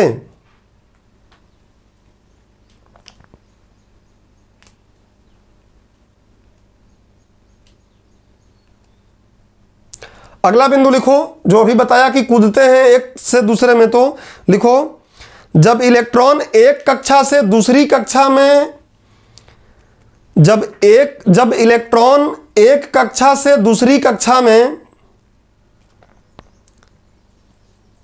जाते हैं, तो जब इलेक्ट्रॉन एक कक्षा से दूसरी कक्षा में जाते हैं, तो एक कक्षा से दूसरी कक्षा में जाते हैं तो एक निश्चित मात्रा में ऊर्जा का अवशोषण या उत्सर्जन करते हैं। एक निश्चित मात्रा में ऊर्जा का अवशोषण या उत्सर्जन करते हैं। अवशोषण या उत्सर्जन करते हैं। इस बिंदु के नीचे एक डायग्राम बना लेना समझने के लिए। इस बिंदु के नीचे एक डायग्राम बना लेना। ये देखो नाभिक है और ये एक कक्षा है, ये दूसरी कक्षा है। समझने के लिए समझ लो। देखो यहां पर मान लेते हैं कि ऊर्जा 5 इकाई है। मैं मात्रक भी नहीं लिख रहा हूं, मात्रक भी लिखूंगा आपको दिक्कत होगी। 5 इकाई है और यहां पे 10 इकाई ऊर्जा है। इकाई केवल लिख दो, इलेक्ट्रॉन वोल्ट जूल कुछ नहीं लिख रहा हूं। 10 इकाई, यहां पे 5 इकाई। तो यहां पे दिमाग में रख लेना कि ऊपर वाले को हम बोलेंगे क्या, उच्च ऊर्जा वाली कक्षा। तो यहां नीचे लिख लेना ऐसे। अब ऐसे बना लो सीधा सीधा। ऊपर वाला क्या है, उच्च ऊर्जा। समझने में काम आएगा आपको, एग्जाम में भी अगर आएगा तो आप लिख लेना उच्च ऊर्जा स्तर है। यहां तक दिखाई दे रहा है, ठीक है। और यह है निम्न ऊर्जा स्तर। निम्न ऊर्जा स्तर। मान लो कि ये 5, 10 को मैं E1 E2 कर देता हूं। ये E1 है और ये E2 है, थोड़ा ठीक लगेगा। तो इलेक्ट्रॉन अगर मान लो E1 से E2 पर जा रहा है ना, तो इनके बीच का गैप कितना ऊर्जा चाहिए? E2 ऊर्जा ज्यादा है, E2 माइनस E1, इतना ऊर्जा की जरूरत पड़ेगी। तो ध्यान रख लेना कि उच्च से, यहां पे लिख लेना कि उच्च से जब निम्न में आएगा तो ऊर्जा को क्या कर देगा, इधर तीर लगा के लिखना कि उच्च से निम्न में इलेक्ट्रॉन आएगा तो ऊर्जा को क्या करेगा, उत्सर्जित करेगा, ऊर्जा का उत्सर्जन कर देगा। और दूसरा बना लो, निम्न से जब उच्च में जाएगा, यहां तीर लगा लेना, निम्न से जब उच्च में जाएगा इलेक्ट्रॉन तो उस समय ऊर्जा का अवशोषण करके जाएगा, ऊर्जा को अवशोषित करके जाएगा और निश्चित ऊर्जा है कितना, E2 माइनस E1 ऊर्जा मिलेगा तो यहां से यहां जा पाएगा, नहीं मिलेगा तो नहीं जा पाएगा। तो इस लाइन के नीचे ये डायग्राम बना लेना। समझ रहे हो ना जो मैं इस पे बोर्ड पे बता रहा हूं? ऑडियो और वीडियो दोनों क्लियर है? आशीष बोल रहे हैं, ठीक है। ये जो बता रहा हूं समझ रहे हो ना, जो समझा दिया हूं वही थोड़ा क्लियर रहे, बाद में भूले नहीं आप, इसलिए बता रहा हूं। ये डायग्राम आपको हमेशा क्लियर कर देगा कि 5 को E1 10 को E2, तो बीच का गैप 10 माइनस 5 मतलब E2 माइनस E1। अगर E1 से E2 में जाना है तो ऊर्जा सोख कर जाएगा, अवशोषण करके जाएगा, और ऊपर वाले से नीचे में आना है तो ऊर्जा निकाल कर आएगा, उत्सर्जित करके आएगा। बना लिए? अगला बिंदु लिखो, सामान्यतः इलेक्ट्रॉन, अभी जो समझाया हूं सारी बात वही लिखवा रहा हूं, एक्स्ट्रा कुछ समझाना होगा तो समझाऊंगा फिर लिखवाऊंगा। लिखो, सामान्यतः इलेक्ट्रॉन निम्न ऊर्जा स्तर वाली कक्षाओं में ही रहना चाहते हैं। सामान्यतः इलेक्ट्रॉन निम्न ऊर्जा स्तर वाली कक्षाओं में ही रहना चाहते हैं। सामान्यतः इलेक्ट्रॉन निम्न ऊर्जा स्तर वाली कक्षाओं में ही रहना चाहते हैं, परंतु शर्त यह है कि उस कक्षा में जगह हो, स्थान हो। परंतु शर्त यह है कि उस निम्न ऊर्जा स्तर वाली कक्षा में स्थान खाली हो, जगह खाली हो।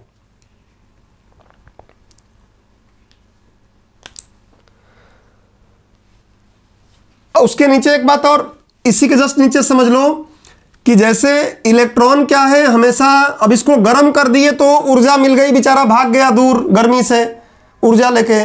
जैसे ही छोड़ेंगे फिर क्या हो जाएगा, मैं आपको टेक्निकल शब्द बता ही नहीं रहा हूं, 10 की घात -8 सेकंड तक ऊपर रहेगा, फिर ऊर्जा खोकर नीचे भाग आता है। लेकिन हम ये सब नहीं सोचते हैं, अभी नहीं समझते हैं ये सब। बस ये समझ लो कि इलेक्ट्रॉन क्या चाहता है कि निम्न ऊर्जा वाले स्तर में रहें। तो निम्न ऊर्जा वाले स्तर में जब इलेक्ट्रॉन रहता है ना, तो हम बोलते हैं कि इलेक्ट्रॉन कौन सी स्तर में है, हम बोलते हैं अपने ग्राउंड स्टेट में है, अपने ग्राउंड स्टेट में है। इलेक्ट्रॉन जब अपने निम्न ऊर्जा वाले स्तर को पा लेता है या उसी में बना रहता है तो हम बोलते हैं कि वो अपने ग्राउंड स्टेट में पाया जा रहा है। इलेक्ट्रॉन जब अपने निम्न ऊर्जा वाले स्तर में पाया जाएगा तो हम बोलेंगे इलेक्ट्रॉन अपने ग्राउंड स्टेट में है। जैसे आप लोग नीचे ग्राउंड में रहते हैं वैसे ही वो अपने निम्न ऊर्जा स्तर में रहना चाहता है, और वहीं पर अगर है तो हम बोलेंगे कि वो ग्राउंड स्टेट में है। नीचे लिख लो, इसी पॉइंट के नीचे एक लाइन और लिखिए, परमाणु की इस अवस्था को, किस अवस्था को, निम्न ऊर्जा स्तर में जब रह रहा है तो परमाणु की इस अवस्था को मूल अवस्था अथवा ग्राउंड स्टेट कहते हैं। परमाणु की इस अवस्था को मूल अवस्था या ग्राउंड स्टेट कहते हैं, इंग्लिश में ग्राउंड स्टेट कहते हैं।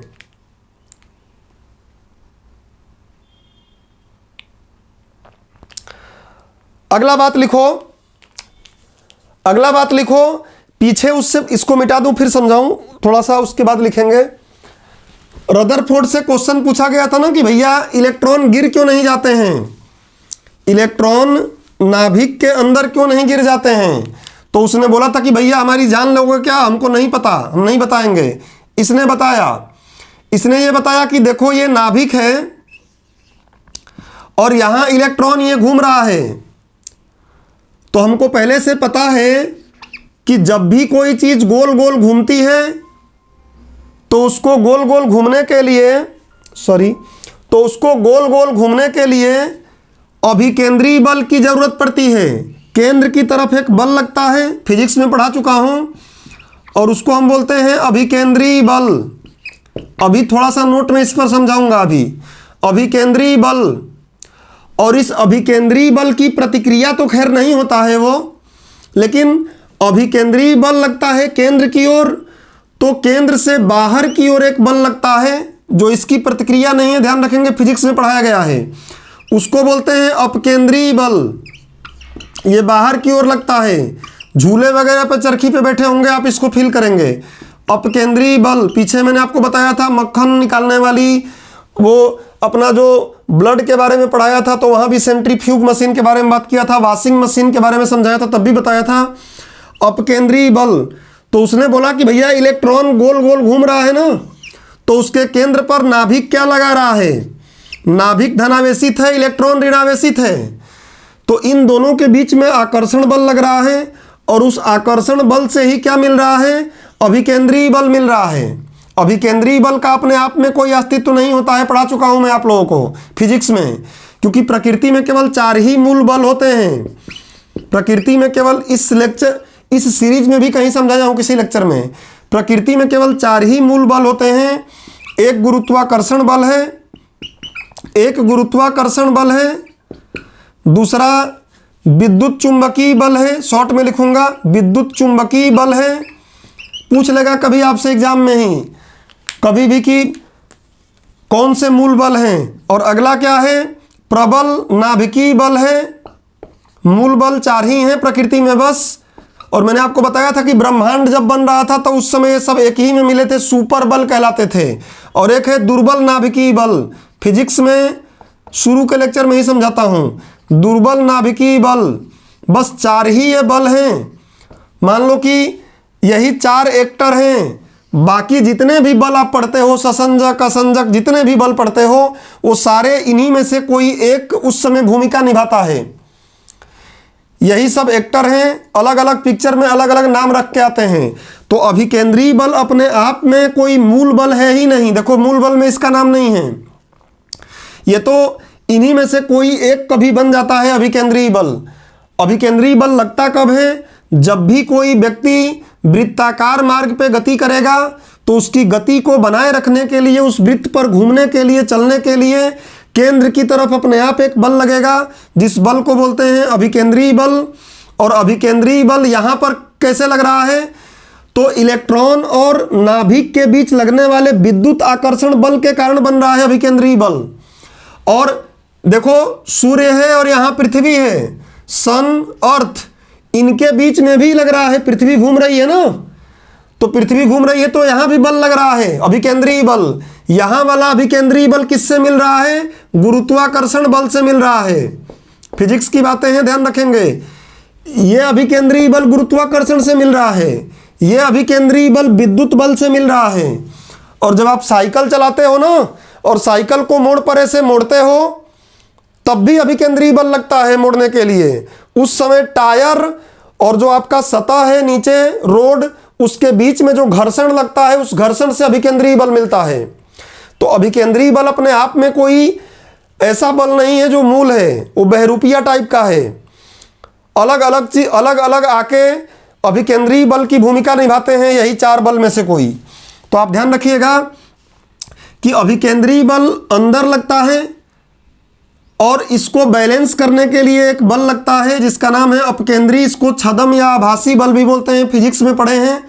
तो ये अपकेंद्रीय बल, उसने बोला था कि इनके इलेक्ट्रॉन और नाभिक के बीच में आकर्षण बल जो लग रहा है, अभिकेंद्रीय बल जो लग रहा है, इसको अपकेंद्रीय बल ने क्या कर लिया है, संतुलित कर दिया है। और यही कारण है कि इलेक्ट्रॉन अपनी कक्षा में गिरता नहीं है। इसके और भी कई कारण है कि कितना तेजी से चलेगा। अभिकेंद्रीय बल का फॉर्मूला होता है mv²/r।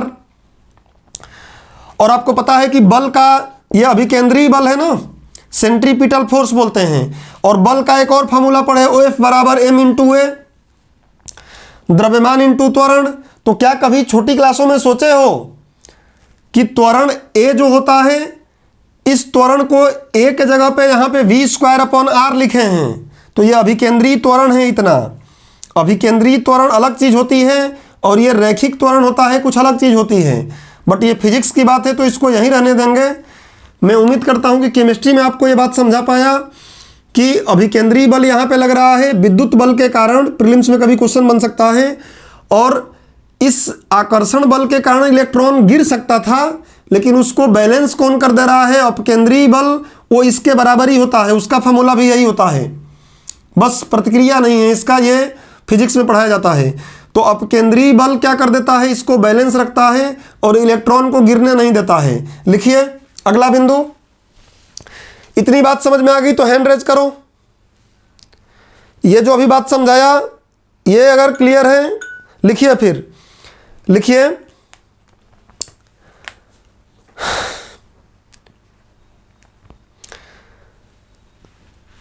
लिखो, इलेक्ट्रॉन और नाभिक के बीच लगने वाला आकर्षण बल को, इलेक्ट्रॉन तथा नाभिक के बीच लगने वाले आकर्षण कोष्ठक में अभिकेंद्री भी लिख लेना। लगने वाले आकर्षण कोष्ठक में अभिकेंद्री बल को अपकेंद्रीय बल संतुलित कर देता है। अपकेंद्रीय बल संतुलित कर देता है। अपकेंद्रीय बल संतुलित कर देता है। अतः इलेक्ट्रॉन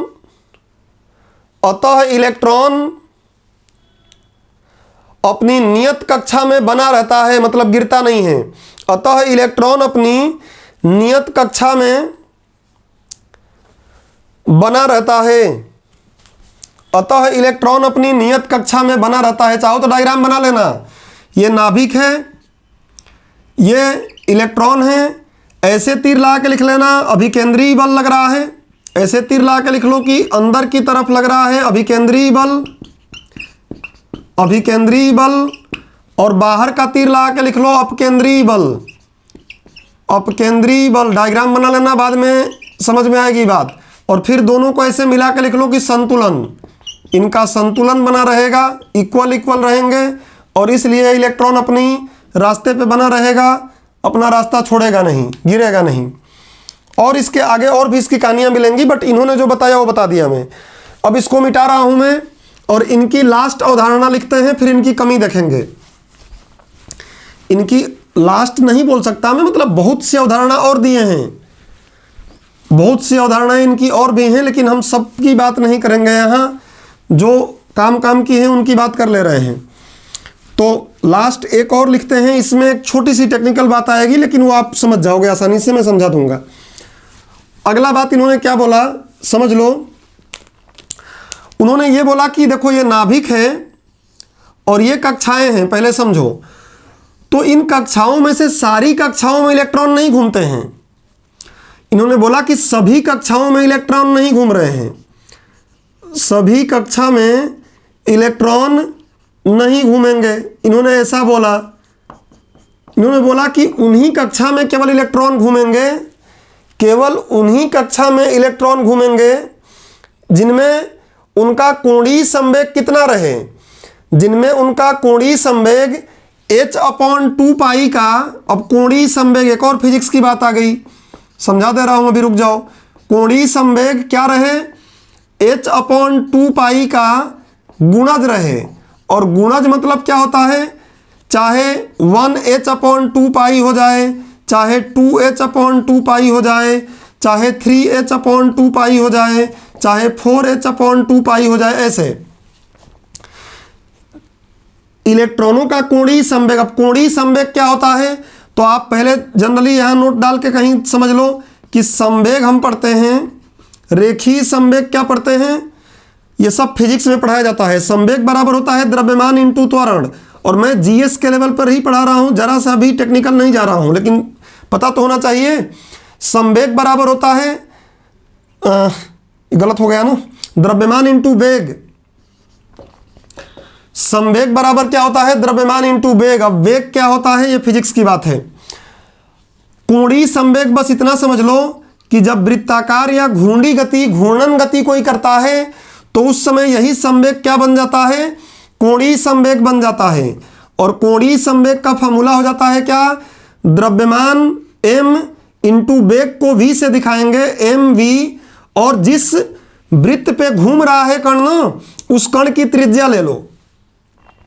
द्रव्यमान तो लेना ही है। जब रेखिक गति करेगा, एक रेखा में गति करेगा, तो संवेग द्रव्यमान और वेग का गुणा करोगे, बनेगा संवेग। नाम क्या होगा, रेखीय संवेग, नाम होगा उसका रेखीय संवेग। लेकिन जब वृत्त पर घूमेगा, वृत्ताकार गति करेगा या घूर्णन गति करेगा तो बनेगा कोणीय संवेग। और अभी जनरल आपको समझने के लिए बस समझ लो कि कोणीय संवेग निकालते समय क्या कर लेते हैं, तो m और v की गति कर रहा है तो m v में त्रिज्या का गुणा कर दो, जो त्रिज्या है ना जिस रास्ते पे घूम रहा है उसकी त्रिज्या का गुणा कर दो तो mvr है। ये फिजिक्स की अलग बात, घूर्णी गति में और बहुत कुछ होता है कि लंबवत दूरी, अक्ष, ये हम उस पर नहीं जा रहे हैं। बस mvr सिंपल समझ लो कि इसको बोलते हैं कोणीय संवेग, और वैसे भी ये वृत्त पर ही घूम रहा है तो उसका द्रव्यमान, उसका वेग और उसकी त्रिज्या गुणा करेंगे कोणीय संवेग। अगर इलेक्ट्रॉन का कोणीय संवेग जहां h/2π, अब h कौन सा बला है, तो h है प्लांक नियतांक, h को बोलते हैं, आगे प्लांक पढ़ना ही है हमको, प्लांक नियतांक। और प्लांक नियतांक होता कितना है, तो ये होता है 6.62 इंटू 10⁻⁻34 जूल इंटू सेकेंड। इसको लिख लेना कहीं साइड में।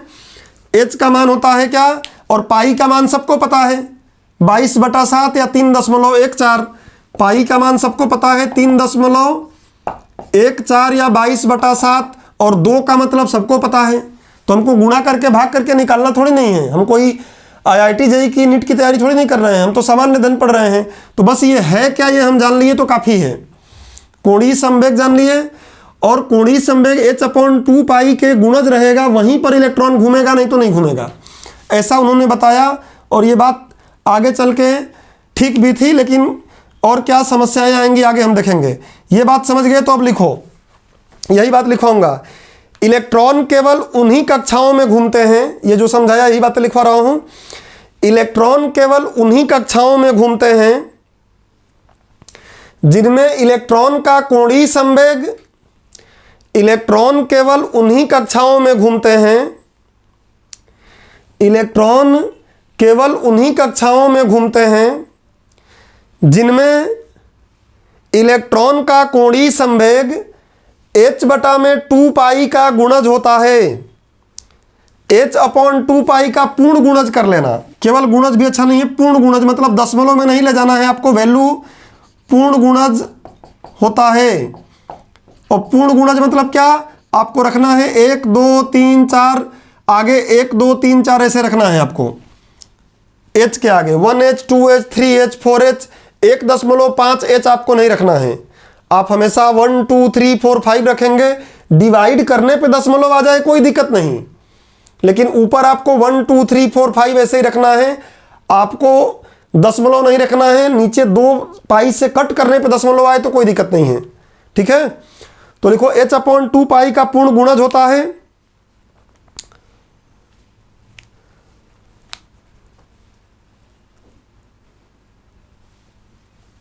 अतः इलेक्ट्रॉन का कोणीय संवेग, ये पूर्ण गुणज है ना, इसी को क्वांटीकरण बोलते हैं, तुम लोग फिजिक्स में पढ़े होगे।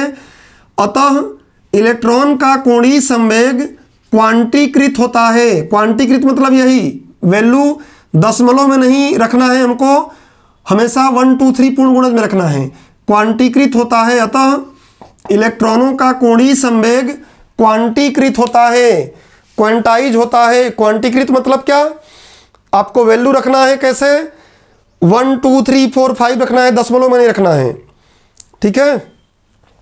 और उसके नीचे ये सारी बातें लिख लो, जहां h बराबर क्या है, प्लांक नियतांक, जूल नियतांक है, प्लांक नियतांक देख लेना इसमें। जहां h बराबर क्या है,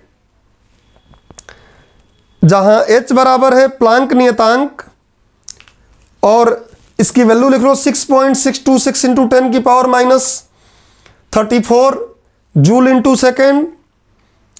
और उसके बाद बाकी और क्या लिखना है, रेखीय संवेग और बाकी चीज़ें जो बताया मैंने यहाँ बता दिया।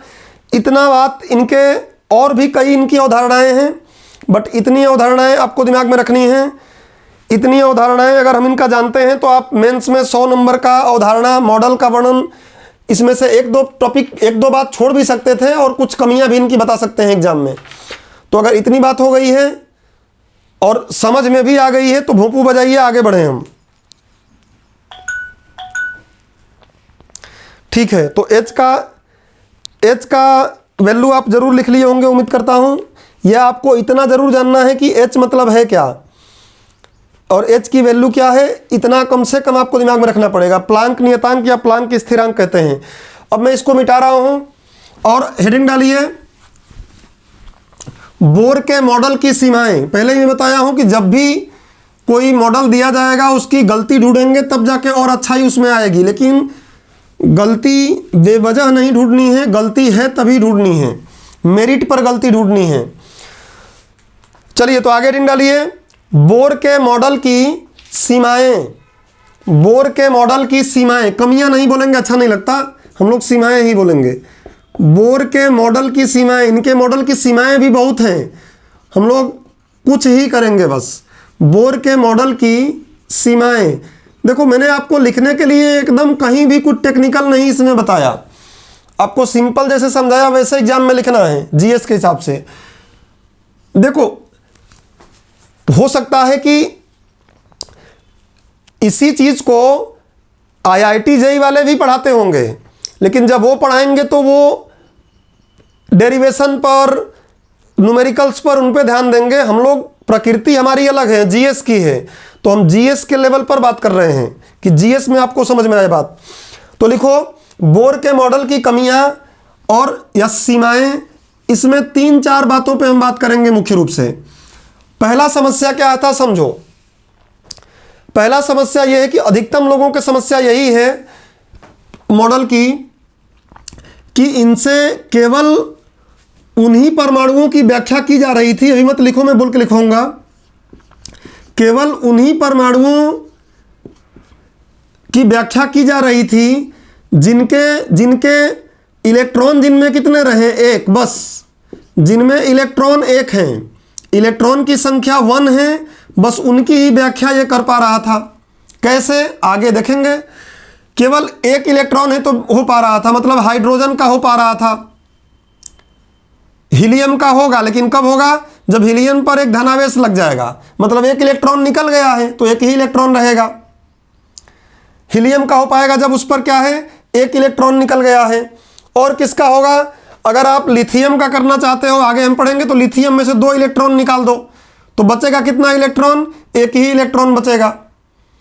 तो इनके सबसे बड़ा दोष इनका यही था कि इनके मॉडल से, अब देखो यहां पर टेक्निकल हम नहीं जा रहे हैं, इनके मॉडल से, लेकिन आगे ये बात आपको समझ में आ जाएगी जब हम आधुनिक में आएंगे तो, कि इनके परमाणु मॉडल से केवल उन परमाणुओं की ही व्याख्या की जा रही थी जिनमें इलेक्ट्रॉनों की संख्या केवल कितनी थी, एक थी।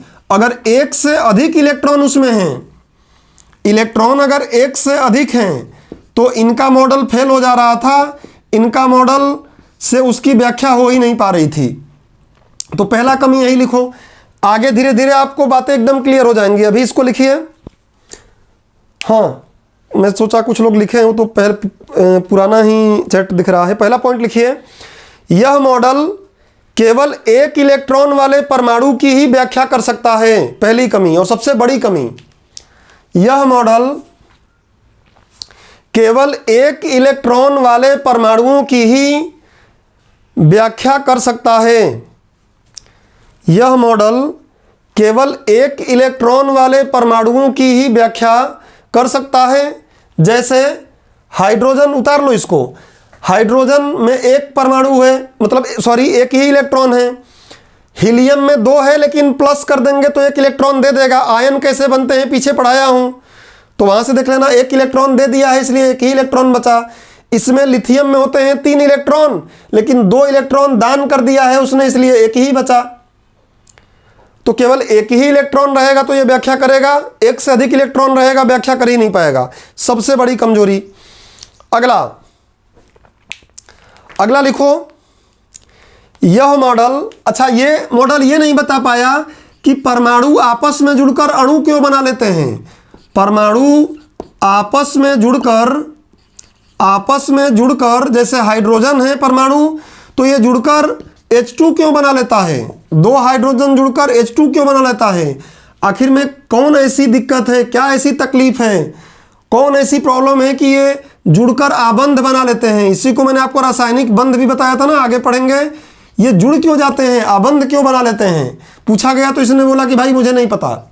तो दूसरा बिंदु लिखो, यह मॉडल आबंध के निर्माण की व्याख्या नहीं कर पाता। यह मॉडल, एग्जाम्पल भी लिखते रहना कि याद रहेगा, यह मॉडल आबंध के निर्माण मतलब परमाणुओं के आपस में जुड़ने या अणु बनाने के प्रक्रिया को नहीं समझाता। नॉर्मल लिखो, यह मॉडल आबंध के निर्माण की व्याख्या नहीं कर पाता है। और आबंध समझ में नहीं आ रहा तो लिख लेना कि आपस में जुड़ते क्यों हैं, क्वेश्चन मार्क नीचे ये बना लेना कि आपस में जुड़कर ये क्यों ऐसा आबंध बना लेते हैं, इसने व्याख्या कर ही नहीं पाया परमाणु मॉडल से। अगली बात, अगला बात लिखो, पीछे हमने इसलिए बैकग्राउंड किया था, उनको समझेंगे। अगला लिखो, यह मॉडल इलेक्ट्रॉन की द्वैती प्रकृति, इलेक्ट्रॉन की भी द्वैती, प्रकाश की द्वैती प्रकृति से लड्डू फूटा था ना, तो इलेक्ट्रॉन की भी द्वैती प्रकृति तरंग और कण की होती है। तो लिखो, यह मॉडल इलेक्ट्रॉन के द्वैती प्रकृति की व्याख्या नहीं करता है। डुअल नेचर, द्वैती प्रकृति की व्याख्या नहीं कर पाता है, द्वैती प्रकृति की व्याख्या नहीं कर पाता है। अभी आपको यही लिख लेना है, मैं आगे लेक्चर में समझाऊंगा इलेक्ट्रॉन की द्वैती प्रकृति क्या है यह, और इसलिए पहले बैकग्राउंड आपको बनाया था। यह मॉडल इलेक्ट्रॉन की द्वैती प्रकृति को नहीं समझा पाता है या स्पष्ट नहीं कर पाता है। और अगला लिखो, यह मॉडल हाइजेनबर्ग के अनिश्चितता का सिद्धांत, ये भी आपको आगे मिलेगा, थोड़ा सा हम लोग बेसिक लेवल पे समझेंगे इसको। अगला बिंदु लिखो, यह मॉडल या यह सिद्धांत हाइजेनबर्ग, कुछ लोग हाइगेन बोलते हैं जो आपको अच्छा लगे, हाइजेनबर्ग के अनिश्चितता, बड़ा मजेदार कंसेप्ट है ये, देखेंगे हम लोग, जानना चाहिए हमको। यह मॉडल हाइजेनबर्ग के अनिश्चितता के सिद्धांत को नहीं समझा पाता है। यह मॉडल हाइजेनबर्ग के अनिश्चितता के सिद्धांत को नहीं समझा पाता है या व्याख्या नहीं कर पाता है। एक बात और ध्यान रखिएगा, जब 6 नंबर में पूछ सकता है तो अब तो 3, 5, 11 वाला सिस्टम आ गया है, तो 11 नंबर में पूछ लेगा तब भी आप तैयार रहेंगे कि क्वेश्चन का आंसर आसानी से दे पाएंगे।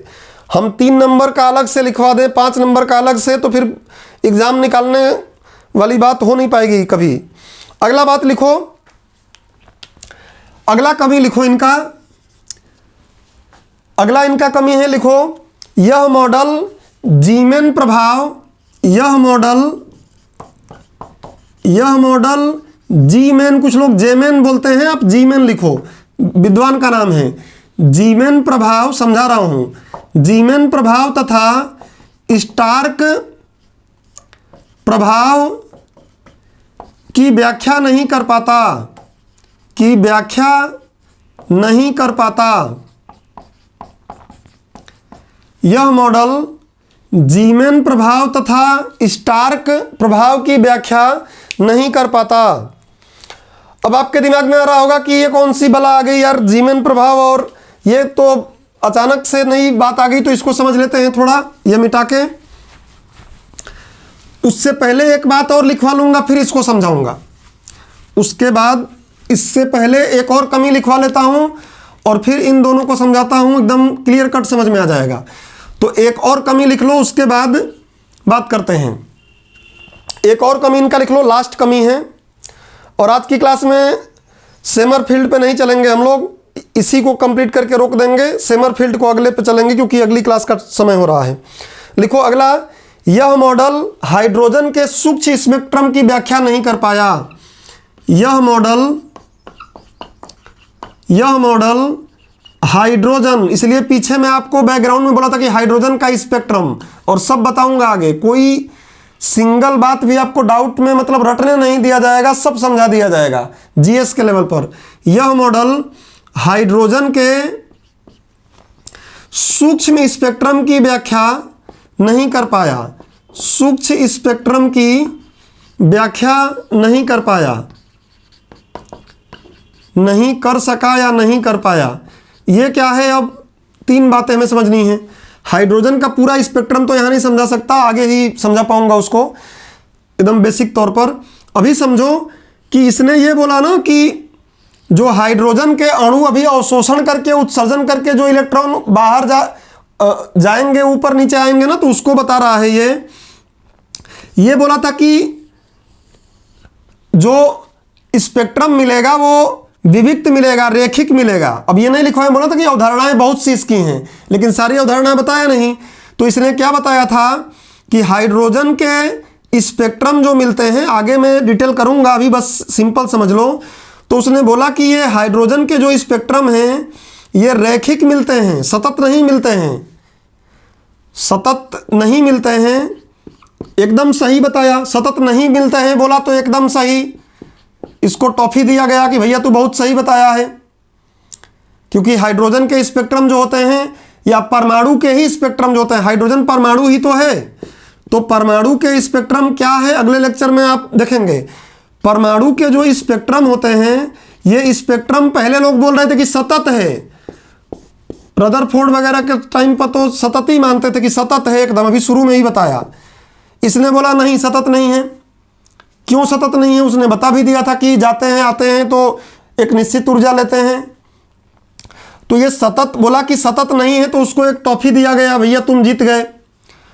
बट जैसे ही इसको सूक्ष्मदर्शी से देखे, इसको सूक्ष्मदर्शी से जब हम देखे, बना लेना ऐसे ही, सूक्ष्मदर्शी से देखे तो हमको पता चला कि तुम तो बोल रहे थे कि ये एक एक डंडी है, तो ये एक एक डंडी नहीं है, इस एक डंडी में कई डंडियां हैं, 3-4 ऐसी डंडियां हैं। ये इस वाले में भी 3-4 डंडी दिखाई दे रही हैं, इसमें भी 3-4 डंडी दिखाई दे रही हैं, इसमें भी 3-4 डंडी दिखाई दे रही हैं। तो इसको लोगों ने बोला कि भैया ये हाइड्रोजन का सूक्ष्म स्पेक्ट्रम है, सूक्ष्म स्पेक्ट्रम है। तो उनसे बोला गया कि भैया तू तो बोल रहा था कि ये एक ही डंडी है और ये डंडी थोड़ी दूर दूर पे मिलती हैं, ये बात सही था, लेकिन हम सूक्ष्मदर्शी से देखे हैं तो वो डंडी में कई डंडी साथ साथ लगी हुई दिख रही हैं। तो ये जो कई डंडियां मिल रही हैं, इसका कारण क्या है बताओ, कारण बताओ क्यों ऐसा हुआ। इसको बोला गया हाइड्रोजन का सूक्ष्म स्पेक्ट्रम, जो ये अभी नीचे बनाया हूं, और पूछा कि ये क्यों हुआ, इसका कारण बताओ। तो बोरबरीन ने बोला कि अब क्या जान लेके रहोगे, हमको नहीं पता, नहीं बताएंगे, नहीं बता पाया। समझ गए इस बात को कि यह मॉडल हाइड्रोजन के सूक्ष्म स्पेक्ट्रम की व्याख्या नहीं कर सका, इसको नॉर्मल स्पेक्ट्रम माना जा रहा था। वो बोलता था कि एक एक डंडी मिल जाती हैं। सूक्ष्मदर्शी आई, उससे देखा गया कई डंडियां एक साथ दिखाई देने लगी। पूछा गया कि क्यों हो रहा है ऐसा, उसने बोला नहीं पता। बोला बताना पड़ेगा, बोला नहीं बताऊंगा, क्या कर लोगे। तो कुछ जो भी करना होगा किए होंगे, लेकिन नहीं बता पाए। तो ये बात समझ गए कि हाइड्रोजन के सूक्ष्म स्पेक्ट्रम, देखो जितनी जीएस के लेवल की बातें हैं उतनी बता रहा हूं, और आगे धीरे धीरे और क्लियर होंगी। इतनी बात समझ में आ गया क्या, ये वाली बात समझ में आई? ठीक है। तो हाइड्रोजन के सूक्ष्म स्पेक्ट्रम की व्याख्या नहीं कर सका, ये बात क्लियर हो गई आपको। केवल ऐसे रट लोगे ना, याद नहीं होगा। अब बात आता है जीमेन प्रभाव क्या है, स्टार्क प्रभाव क्या है, समझ लो, नोट डाल लो कॉपी में। बस आज के क्लास का लास्ट टॉपिक, नोट डालो कॉपी में और लिखो जीमेन प्रभाव।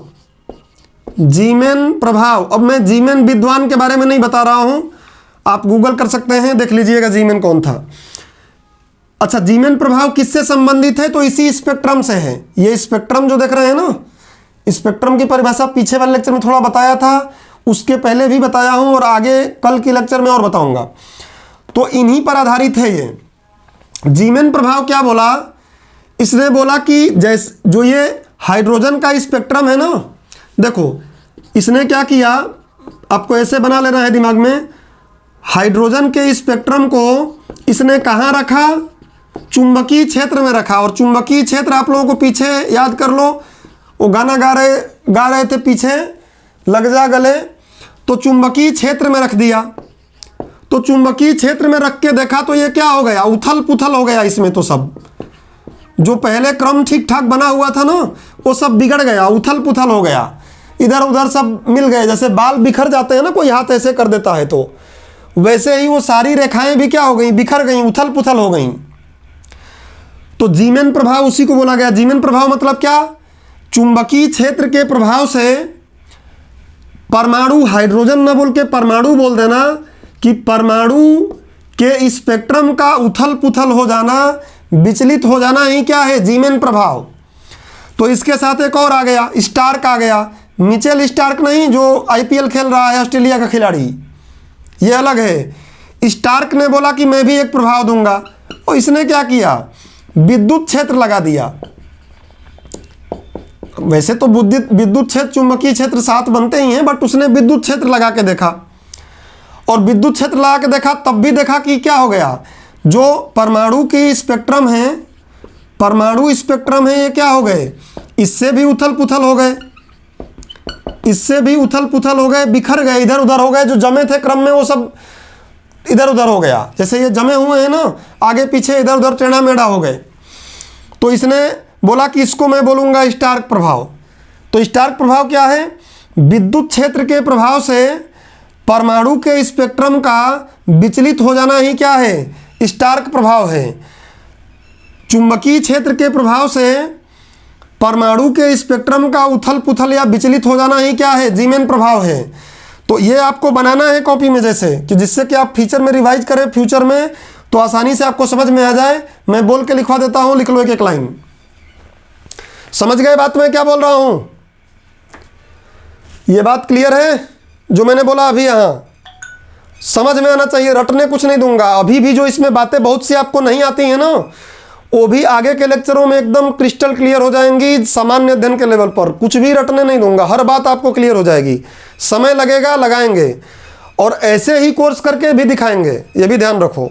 लोग बोलते हैं कि समझ के पढ़ने पर, ढंग से पढ़ने पर, सिलेबस पूरा कंप्लीट कराने पर टाइम पर सिलेबस नहीं होता। अरे टाइम पर सिलेबस क्यों नहीं होगा? पढ़ना पड़ेगा ना। 2 घंटे के जगह पे 3 घंटे पढ़ो, सिलेबस क्यों नहीं हो जाएगा? तय समय में सिलेबस हो जाएगा। डेडिकेशन दोनों व्यक्ति का चाहिए, टीचर का भी चाहिए और स्टूडेंट का भी चाहिए।